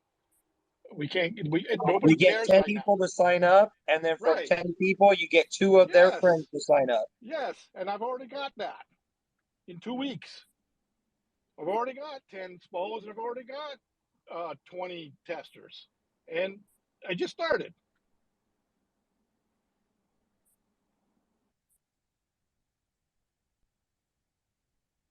So I'm just frustrated. The number one thing was I'm running now 4 servers on both test nets and I don't get paid shit. That's my first frustration. Then my second frustration is we're complaining about these protocol parameters. And we're complaining that we don't trust IOG's, We- simulations. We're not complaining.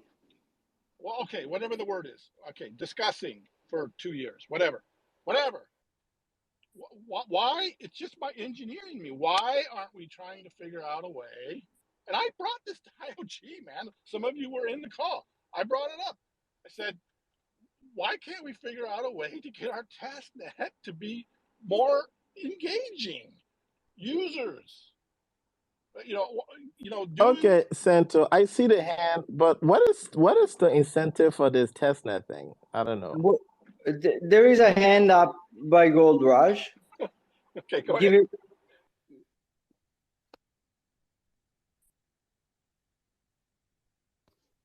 Gold, you're up.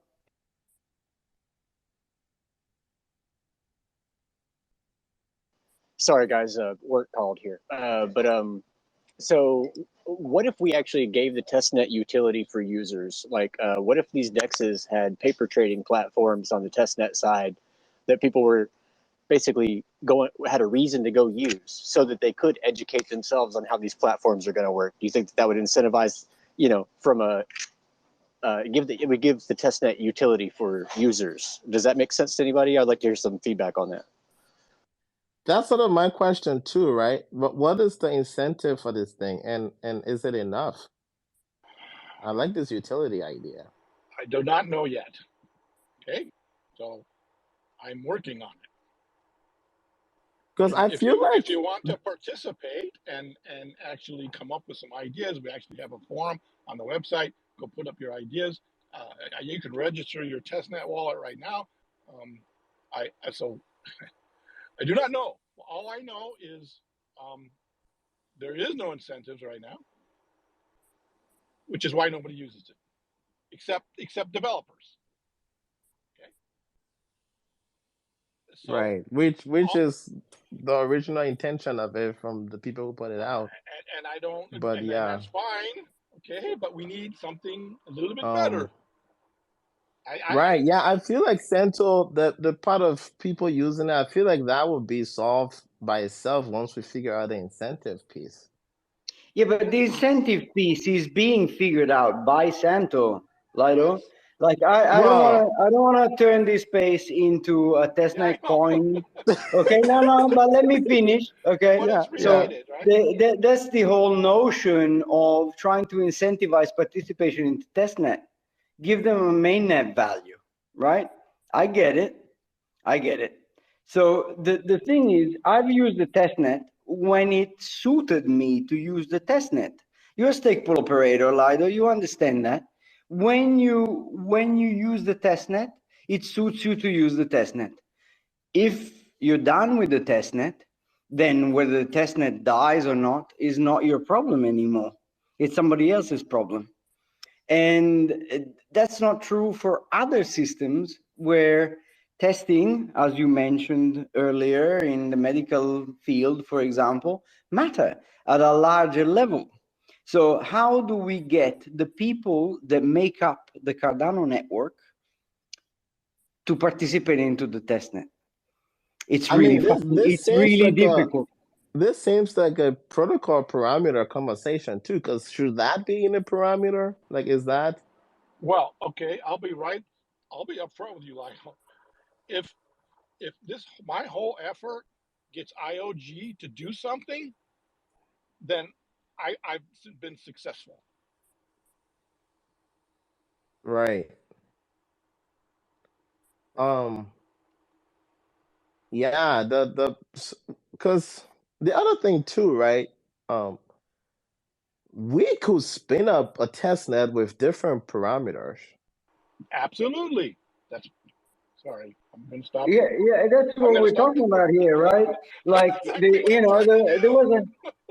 there was a suggestion made last week, and you were there, Lido, with the notion of testing some of the parameters that we're here to discuss tonight.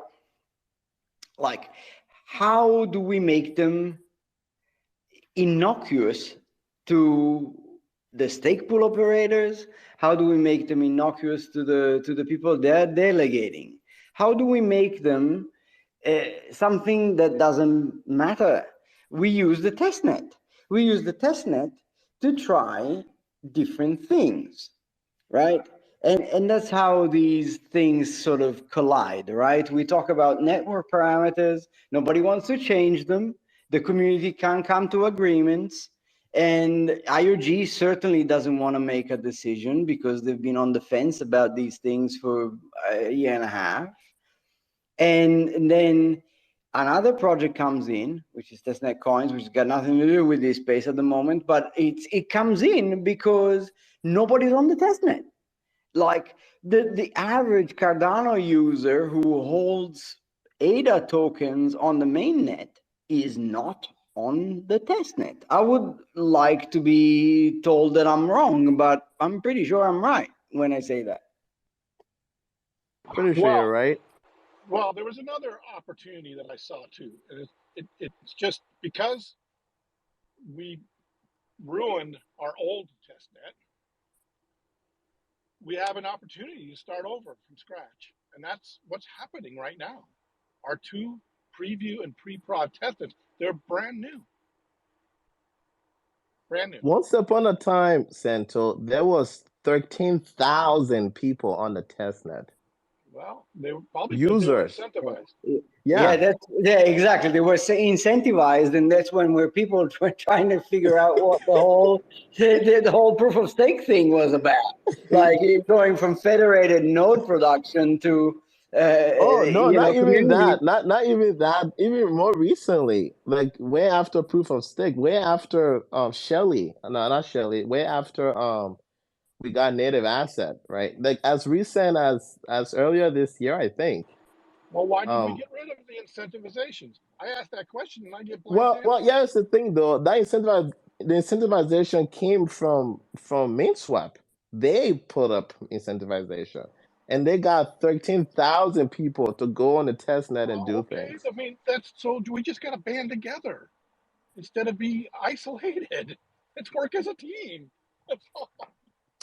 Right. So I think, you know, and also this might also make it so.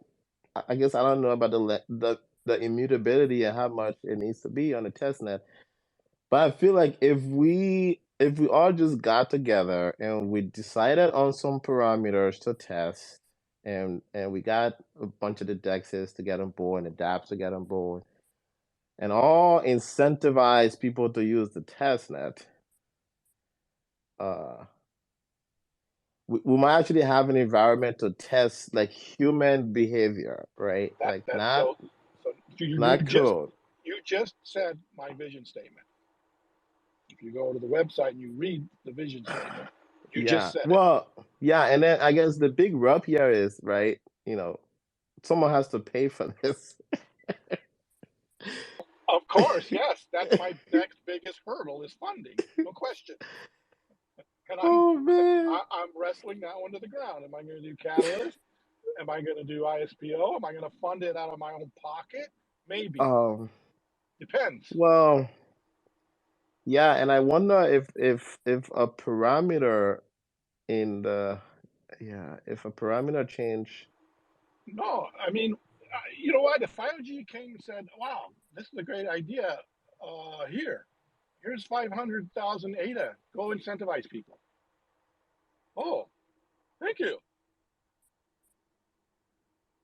Yeah, I mean, this goes back to I feel like the network should pay for these things, not I people. like I said, I do not care.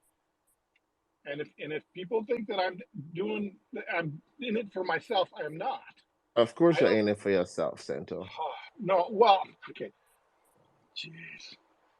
No, I I've mean, already done this however you battle. spin this, Santo, you get recognition, right? I'm pretty sure every time you talk about this statement, you're going to use a lot of I statement versus non-I statements. Okay, tell me what I'm getting out of it. Recognition. Okay, I don't care about recognition. I'm too old.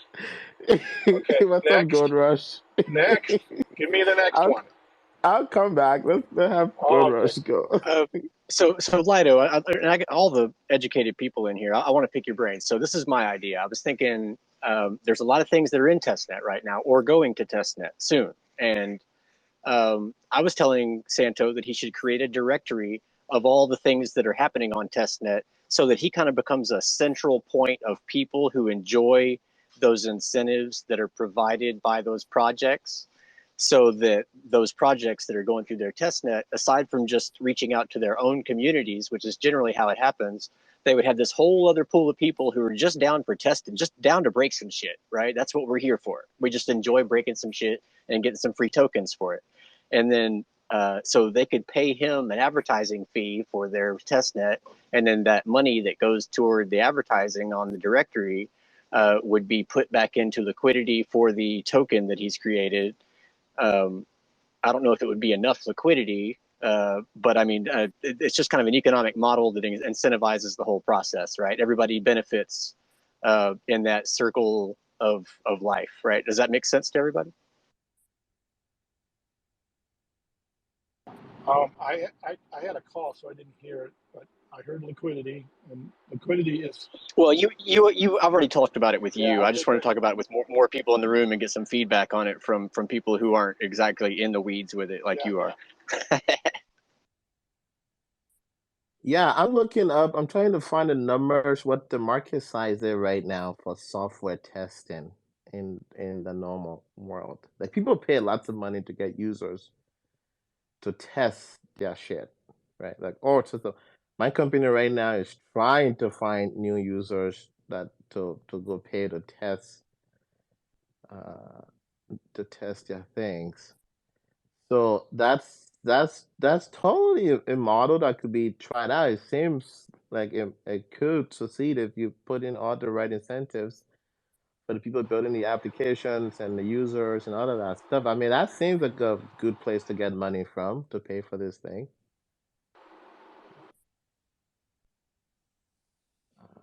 And Santo, I know you were on a call, but just to put you on the same page, I was talking about you setting up a directory of programs that are or protocols that are going to their testnet state, and they want to reach out to people beyond their community to come in and break some shit. Yeah, I've already done that. Just go to Yeah. testnetcoins.io/directory. Well, but you want these projects to kick you a little something, and it's not for your profit. It's not a profit generating thing. No, I know that, but yeah, you gotta. It's chicken and egg.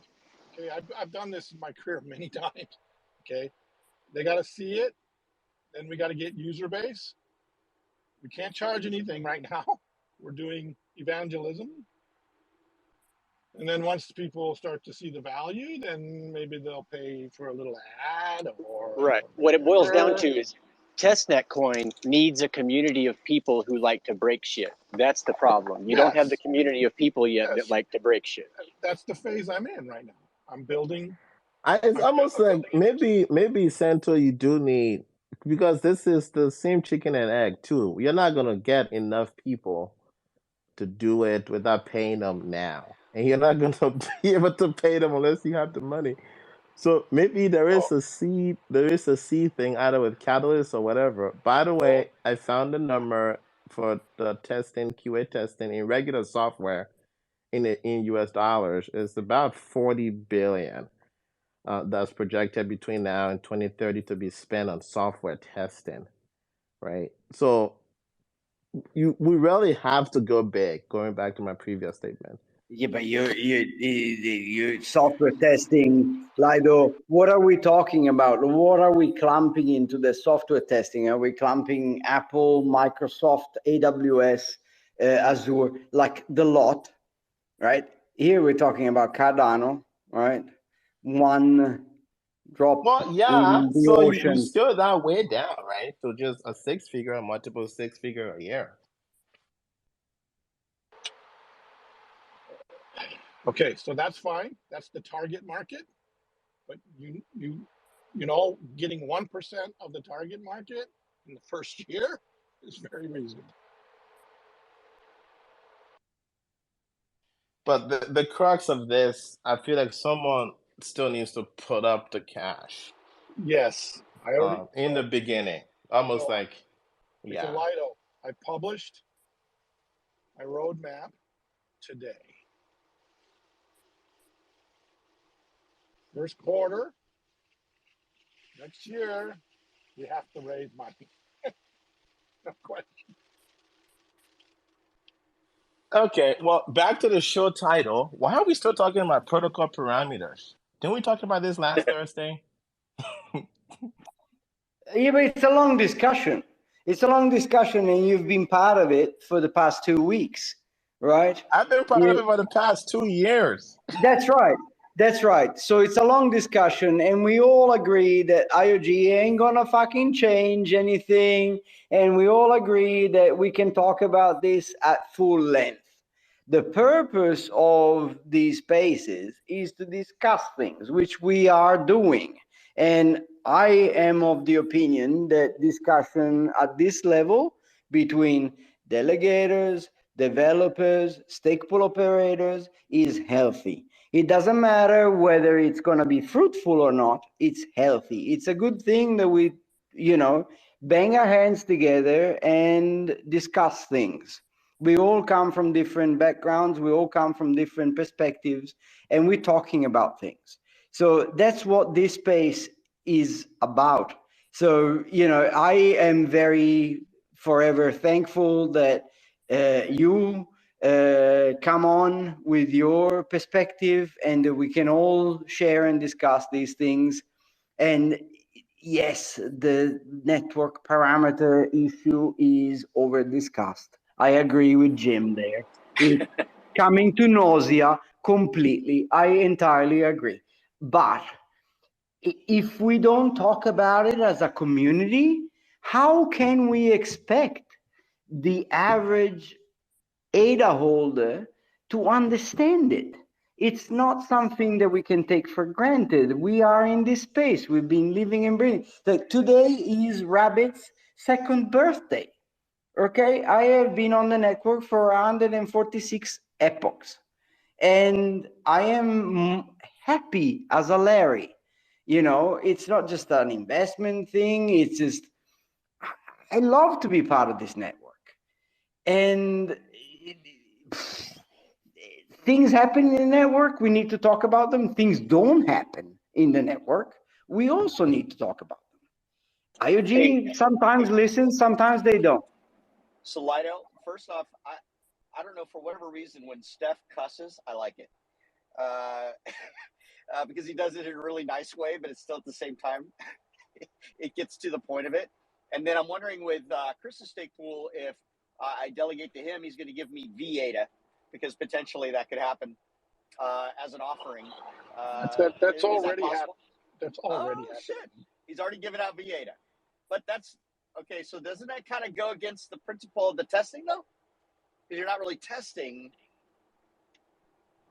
with the stake pool operation. It's the liquidity issue. Okay. Okay, because you're trying to get I need liquidity. Right.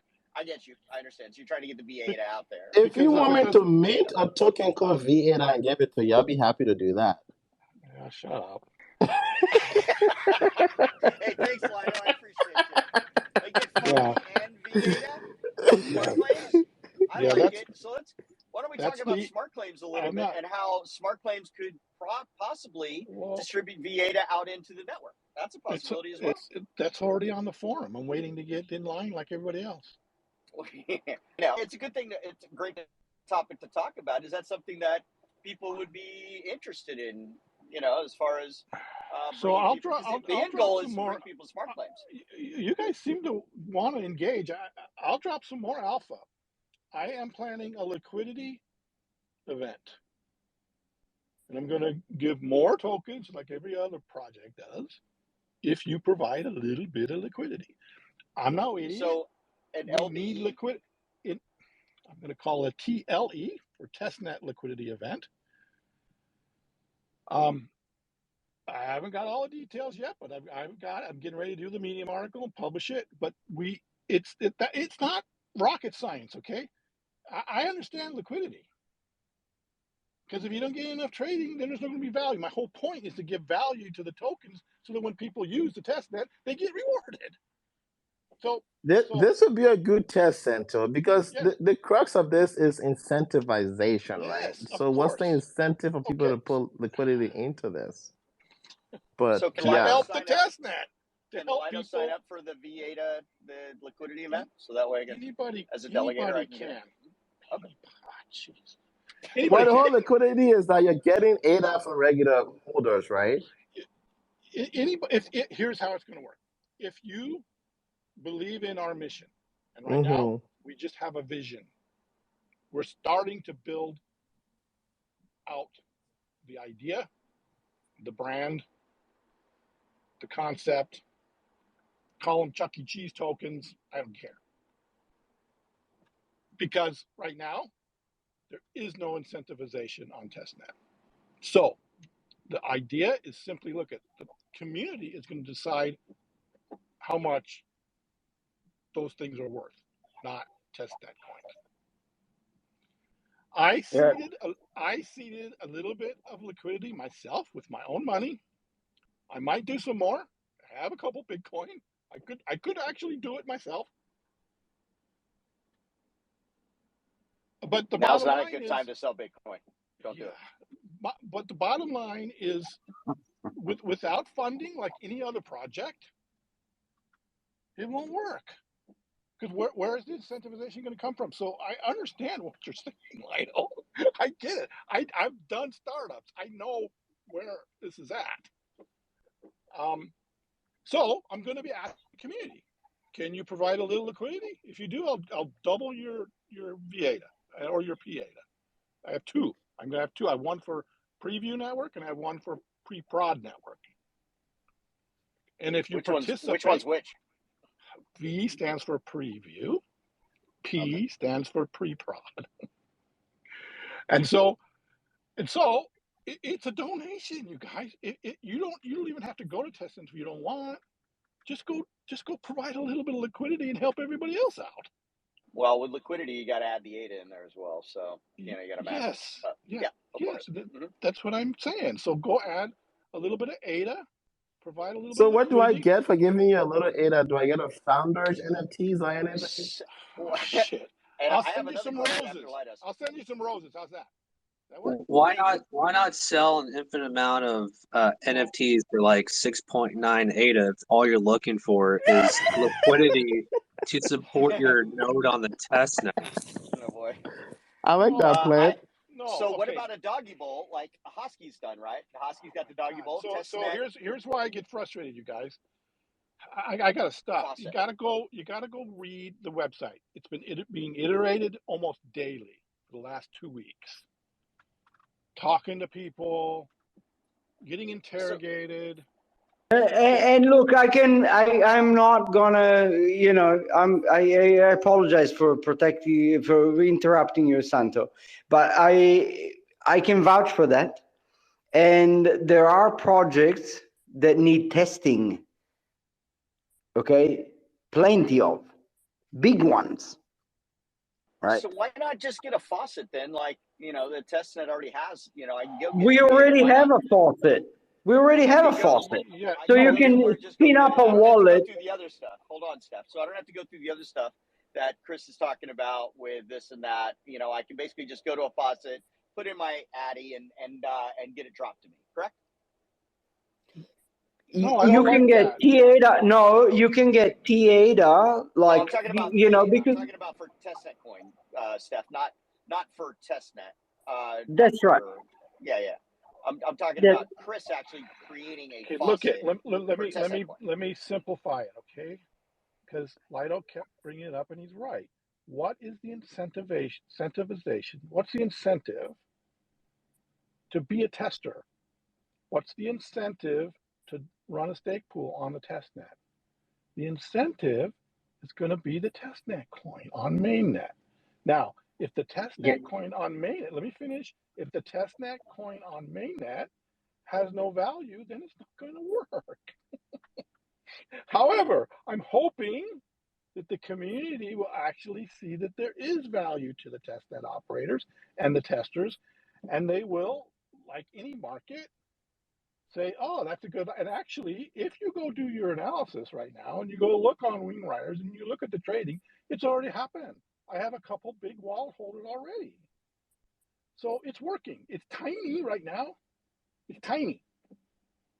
Now, I am intentionally not doing it the way all the other projects do it, with the hype and the token generation event. Oh, no, I'm going to grow it organically because I need the community.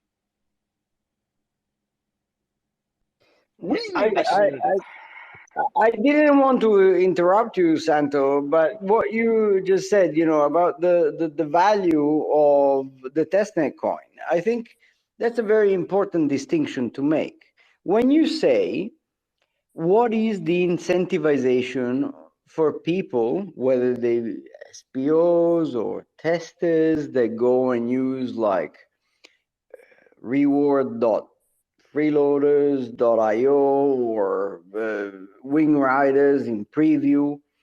What is the incentive? The incentive right now on IOG's testnets is fuck all, right? And that's where your token, if I've understood your business model correctly, comes in because it says, okay, you go and use the testnet and I'll give you a mainnet value. Well, it's not much, right? And it's nothing right now because we just started trading. So, and it does not have enough liquidity, and I don't have enough marketing yet. I don't have enough. I don't. Nobody. I mean, geez, this stuff Well, grows call me organically. But cynical, that's the Santo. principle, right? You want to give mainnet value to testnet. Yes. Right. Yes. But also, I feel like, I don't know, to get the community, I guess this would be a good test. So I'm glad you're doing a liquidity event to see how that Yeah. goes. No. I know. I know. I have to Because do I that. feel like people are just too selfish. They're not Look at going to Lido. participate if there's nothing in it for them on Lido. mainnet. I'm not going to take my Bitcoin and invest it until I know it's going to work. Okay, I'm not an idiot. All right. So that's how you build things. You gotta Oh, go. You gotta. right. Yeah, so I'm very interested in seeing how much ADA turns up, right, in this Well, after this yeah, event me too. closes. Would it be 10 ADA or 10,000? Let's Well, find out. I can So already no tell you. faucet then. I You're not going to do a stop. VA to faucet. That way it'll get No. it out into the ecosystem. No. Okay. No. Well, No a faucet enough. Apparently, if you don't have like liquidity to actually extract value, and that sounds horrible, but that's what you need, right? If you can't actually Yes. extract value, Now right, we're a faucet doesn't do anything, Blackjack. People need to be able correct. to trade it and get ADA Now, or something else that's now valuable. there. Well, what I I'm had saying is if you could get the V-ADA and then go ahead and take your ADA and match it, put it in the liquidity pool, you're actually adding liquidity and creating a value to the token. That's what I'm saying.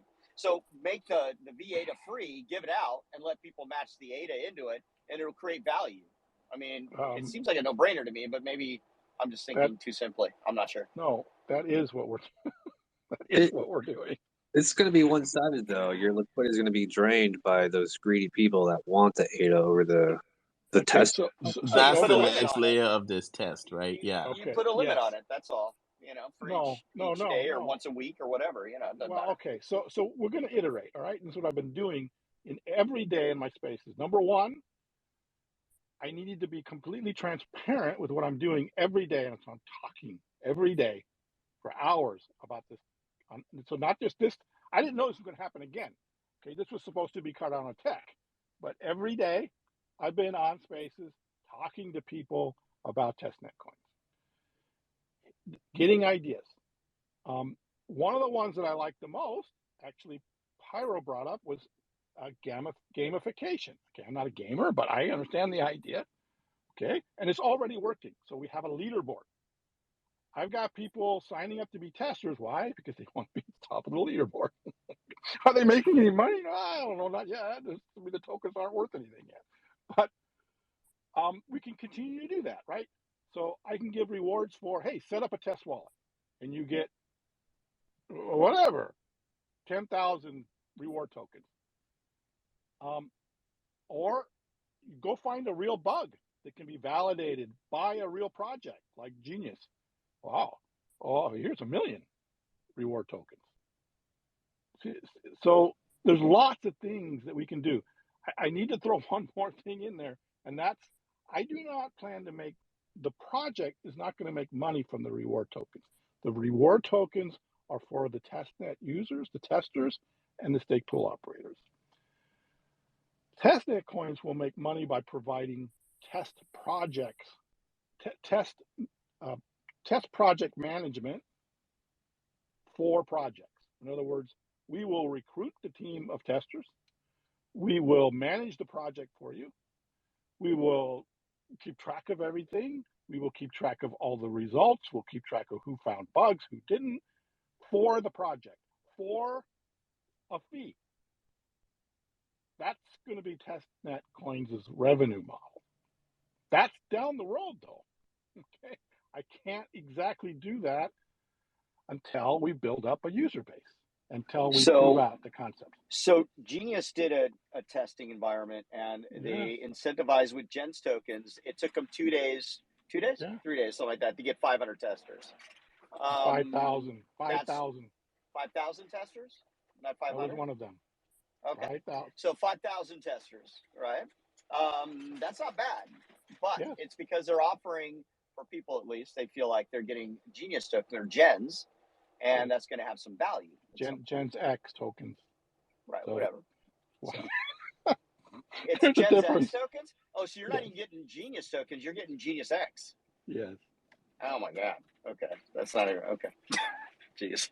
I'm glad I didn't. Because you were testing the Gens X platform for their KYC, I guess, Right.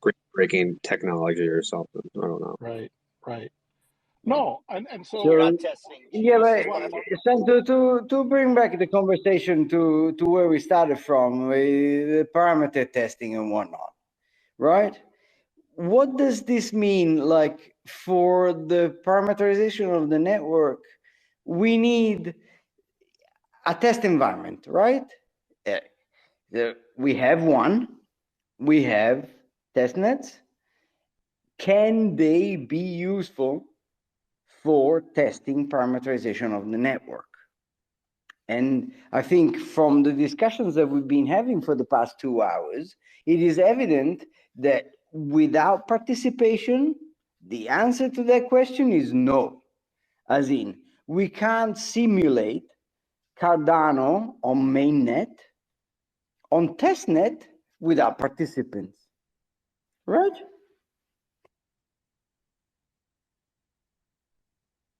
Yes, I would agree with that, and I would even add without lots of participation. Or it's going to be an uphill road for sure. I missed all that. I had to take another call.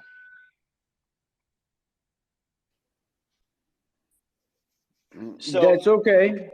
the banner says, Steph, that it's Cardano-Tech by freeloaders. So how does freeloaders how does freeloaders participate in this? How does it make testnet coin better, or where it proliferates and people have it and then start to test? I am not sure how I think the idea is, you have one project. The freeloaders, for people that don't know in the audience, is a group of people that got together at some point of Cardano's life, where Cardano had a problem with congestion of the network. And so Freeloaders was born to try to ease the congestion of the network.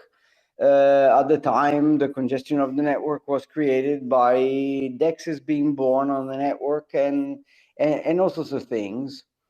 And the idea stuck, and people got together with similar mindsets.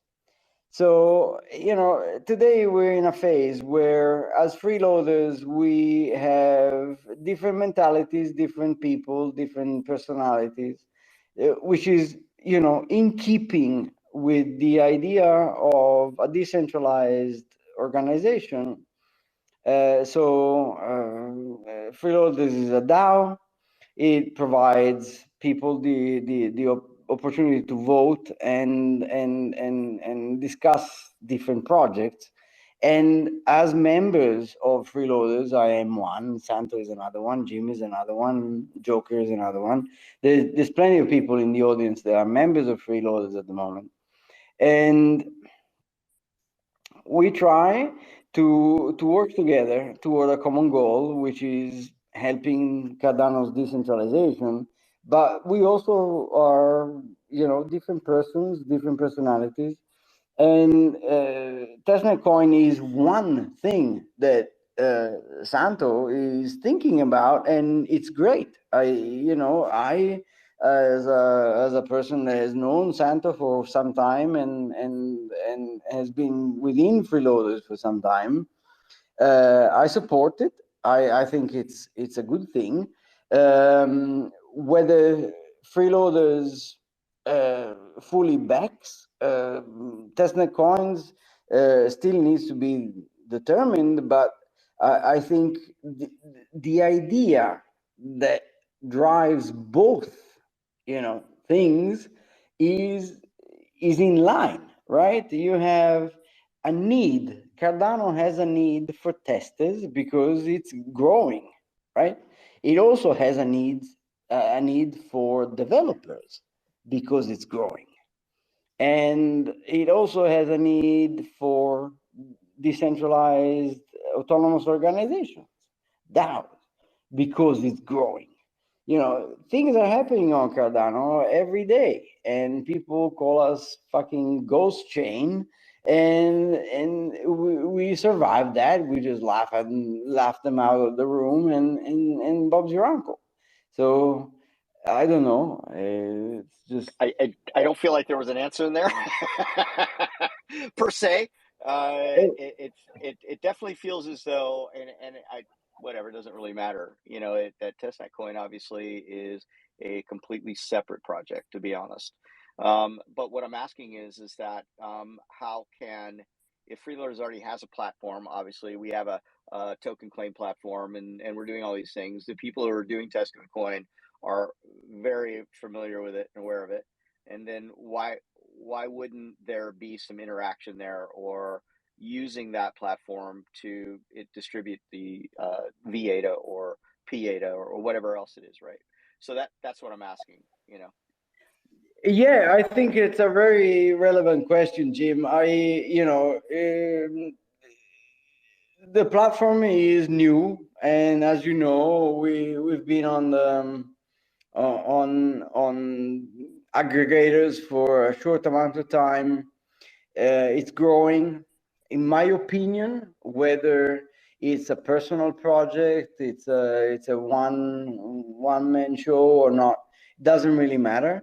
The smart claims, just like anything freeloaders, has been meant to to represent the true heart of Cardano's decentralization. So we keep building together, and we represent as many tokens as possible on our platform, and then we see what happens afterwards.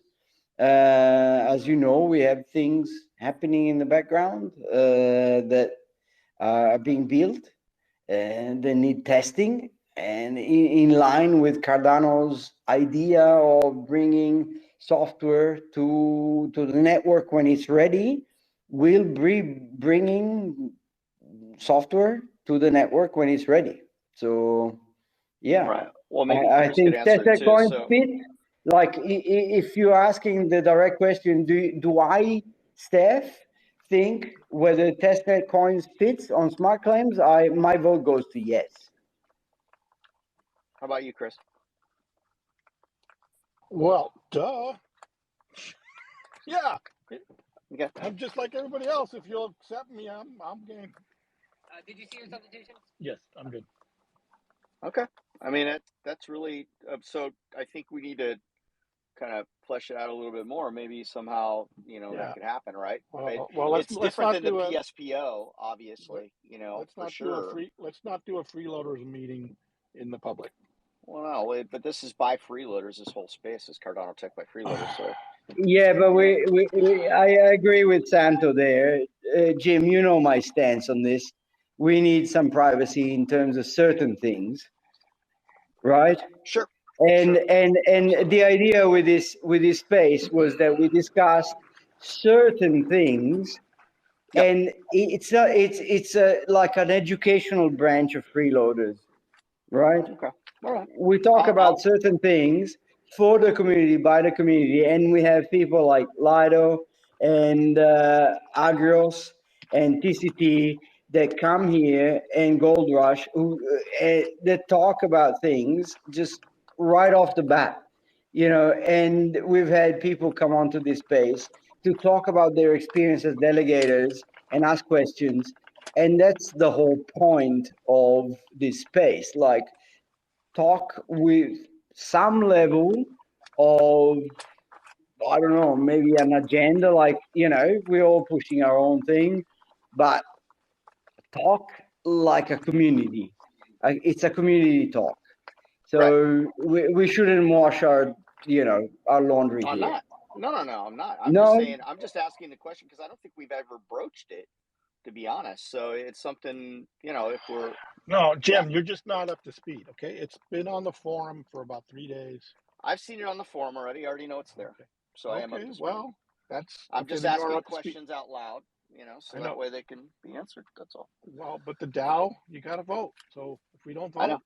That's I know. the stage. I know for a fact that Gold Rush is a spy. So is TCT. I knew it. Yeah, I got spies everywhere. You kidding me? Man, I'm used to it now. Anyway, I'll get off my. Yeah, never mind. Well, we forge forward.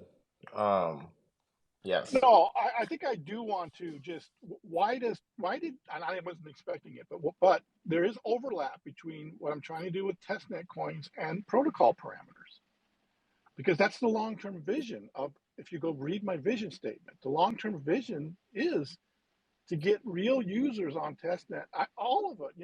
Now, not full scale, right? I mean, obviously, it should be maybe between 1 and 10% value proposition on the testnet. Will people go and use it if the NFT is only 1/10 of the price, or if your DeFi, thing is only 1/10 or 1/100th? I don't know. Or maybe.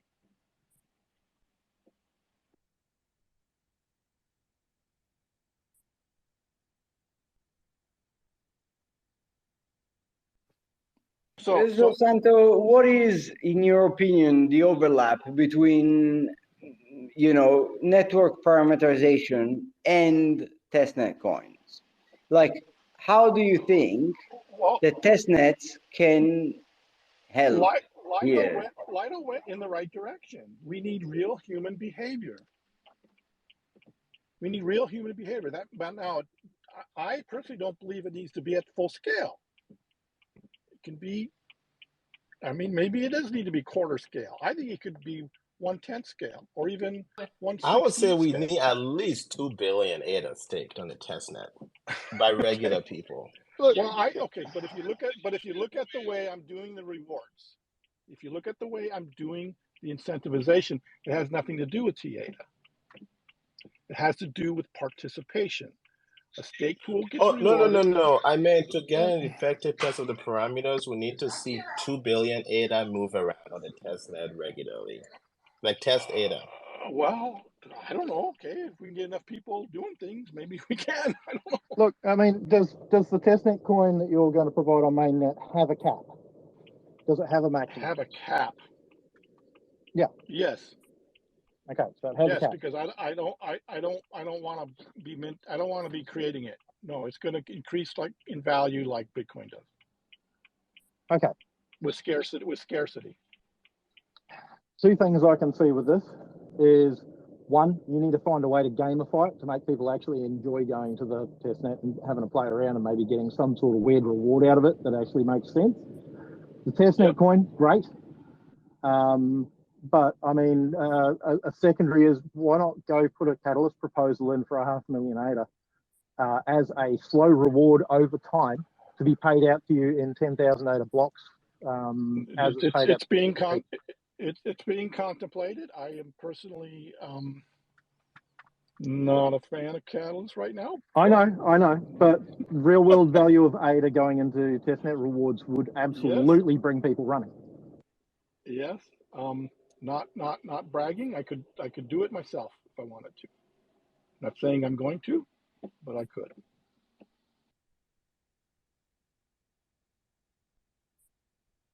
So you could do a half and half split of testnet coin and ADA. Yeah. Well, I mean, I'm not an idiot, right? I need the community to step up with me. I don't want to do it by myself. Okay.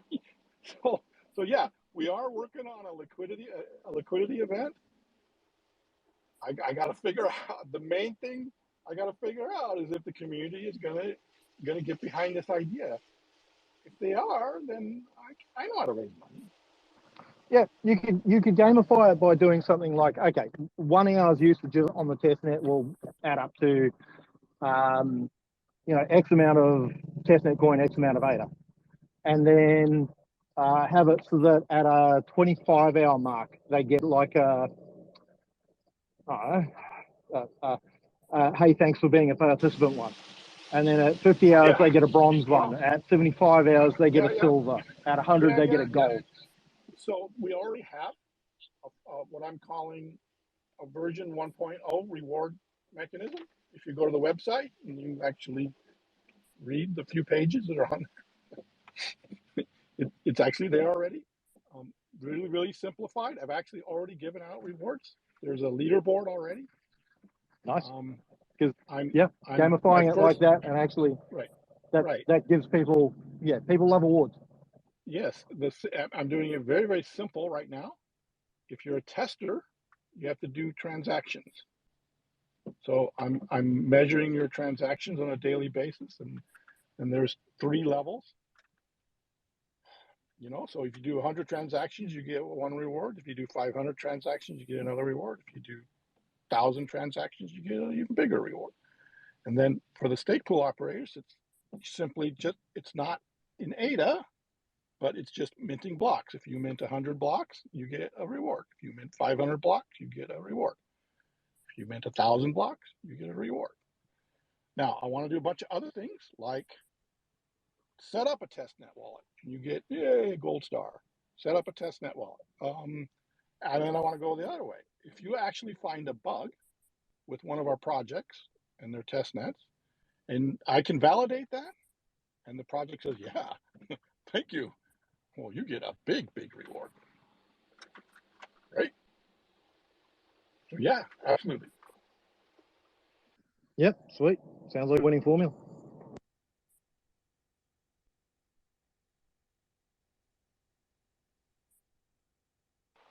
Sorry, guys. I know some of you don't know my personality. Some of you do. I'm old enough to know my personality, how I can come across. I just feel passionate about this because if we are going to grow this blockchain, we have to have engagement on our testnets. It can't just be developers. I mean, it can, but it's not the best. That's not. I've been in a lot of different test environments, from NASA and Marshall Space Flight Center. I've been in a lot, okay? And you have to have a solid test environment to build world-class products. And I'm not convinced that's what we have. And again, I'll say it again, we have a really rare opportunity right now because of the Vassal hard fork, and we just rebuilt 2 brand new test nets. One's at an accelerated rate, 1-day epochs, that's the preview network, and the pre-prod network is a mirror of mainnet.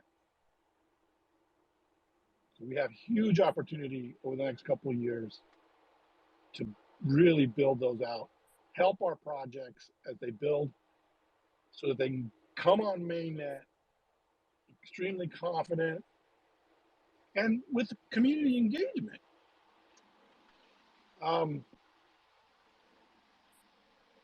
All of the projects that I've seen so far, a lot of them have just done it themselves.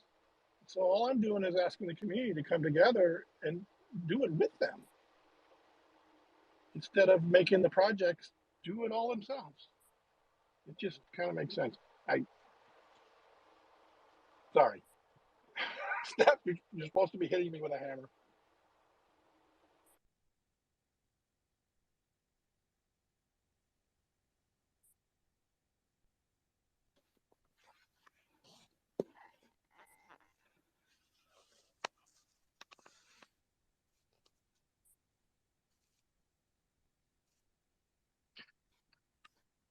Hey, so I got a question, guys. I'm hoping nobody's speaking because it went quiet. I can hear you. I don't know what happened to everybody else. No, that's all right. Just making sure I wasn't talking over somebody I couldn't hear. When it comes to doing a proposal for Catalyst, because I'm going to start writing one up for the next funding, how much info about a project do I actually need to give? Because obviously I don't want to give away too much before I build it. Yeah, that's always a complex question. You don't have to talk specifically.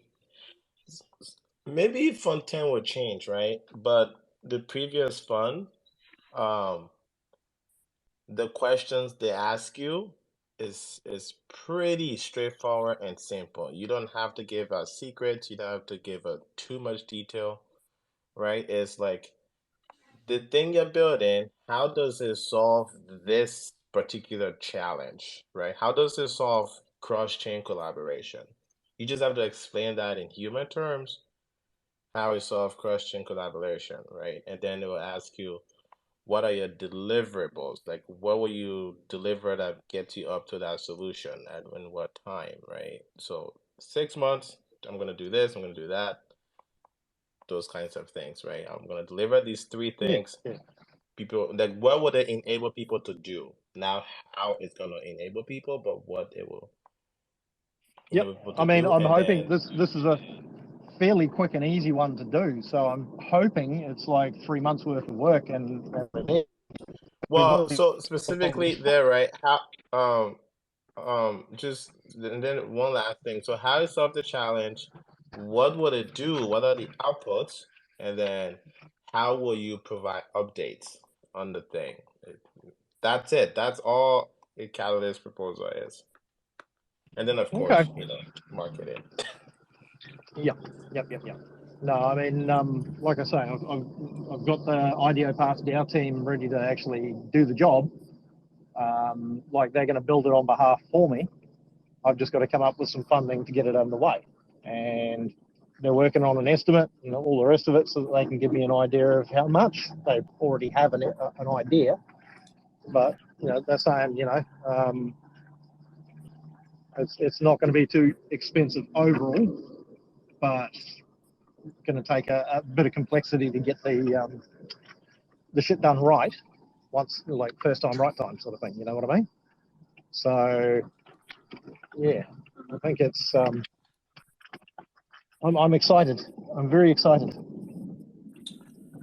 Well, that's exciting. When you're able to browse and stuff, if you go to Lido Nation, you can sort the project by rating to see the ones that receive higher rating on top, and you can sort of see how they do it. In the last fund, we had 17 projects that got 5/5, and I don't think any of them said how they're gonna do it in that project. But you can see Okay. what the successful people are doing in that projects too. Yeah, I'll go over a read of that later, for sure. Because I'd forgotten you could organise it by rating with yours. That's very handy. Right, those elusive 5/5. I have never gotten a 5/5. Seems like the auditability is always a tricky thing to. That's because you didn't have enough whales on your side. Voting Well, both ways, right? Voting. the whales are not proposal assessors, Santo. Yeah, you sure about that? There's not enough money in being a proposal assessor. Why would a whale bother themselves to go rate proposals? They can just vote it down. You haven't heard of a back door or a room out back? Yeah. Outback Steakhouse. Yeah. Well, I mean, if I was a whale and I thought an idea was crap, I would just vote it down. I don't have to assess it, right? If I had 2 million ADA, I'll just give you thumbs down. Yeah. Like Caesar. Our co-host is telling us time's up. His job is to keep the space on time and on topic. On time and on point. I like it. I'm not doing a very good job, man. Well, I know my followers. I tried to tell you. I start at 2 or 3, and they get here at 5 p.m. It's just, yeah. Right. But anyway, yeah, we're going to go ahead and end it. I've actually been driving around aimlessly, forgetting where I'm supposed to be going because doing too much talking. I'm supposed to be going to the supermarket, and I drove right past it. And my daughter wants IHOP. And yeah. So we will end it here. We're just to recap. We're doing these again. I mean, we're doing these once a week now. So Cardano-Tech is once a week. And we're going to try to stay on time and on topic. If anybody's got any ideas for next week, I guess we could just DM us. We don't have our topic for next week. If anybody wants to come on the show, we're open to do that too. How to safeguard your ADA.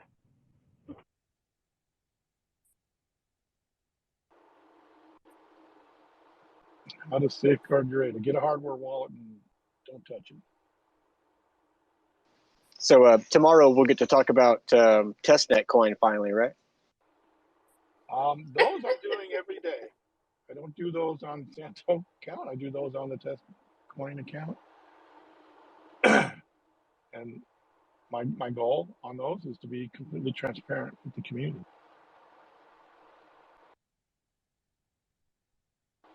So on that, we'll go ahead and end it. I thank everybody for coming. And we'll see you next week. Same time, same bat channel. Sounds good. Thanks for holding the space, Santo and Steph. Thank you, Lido. You're a star, man. See you guys.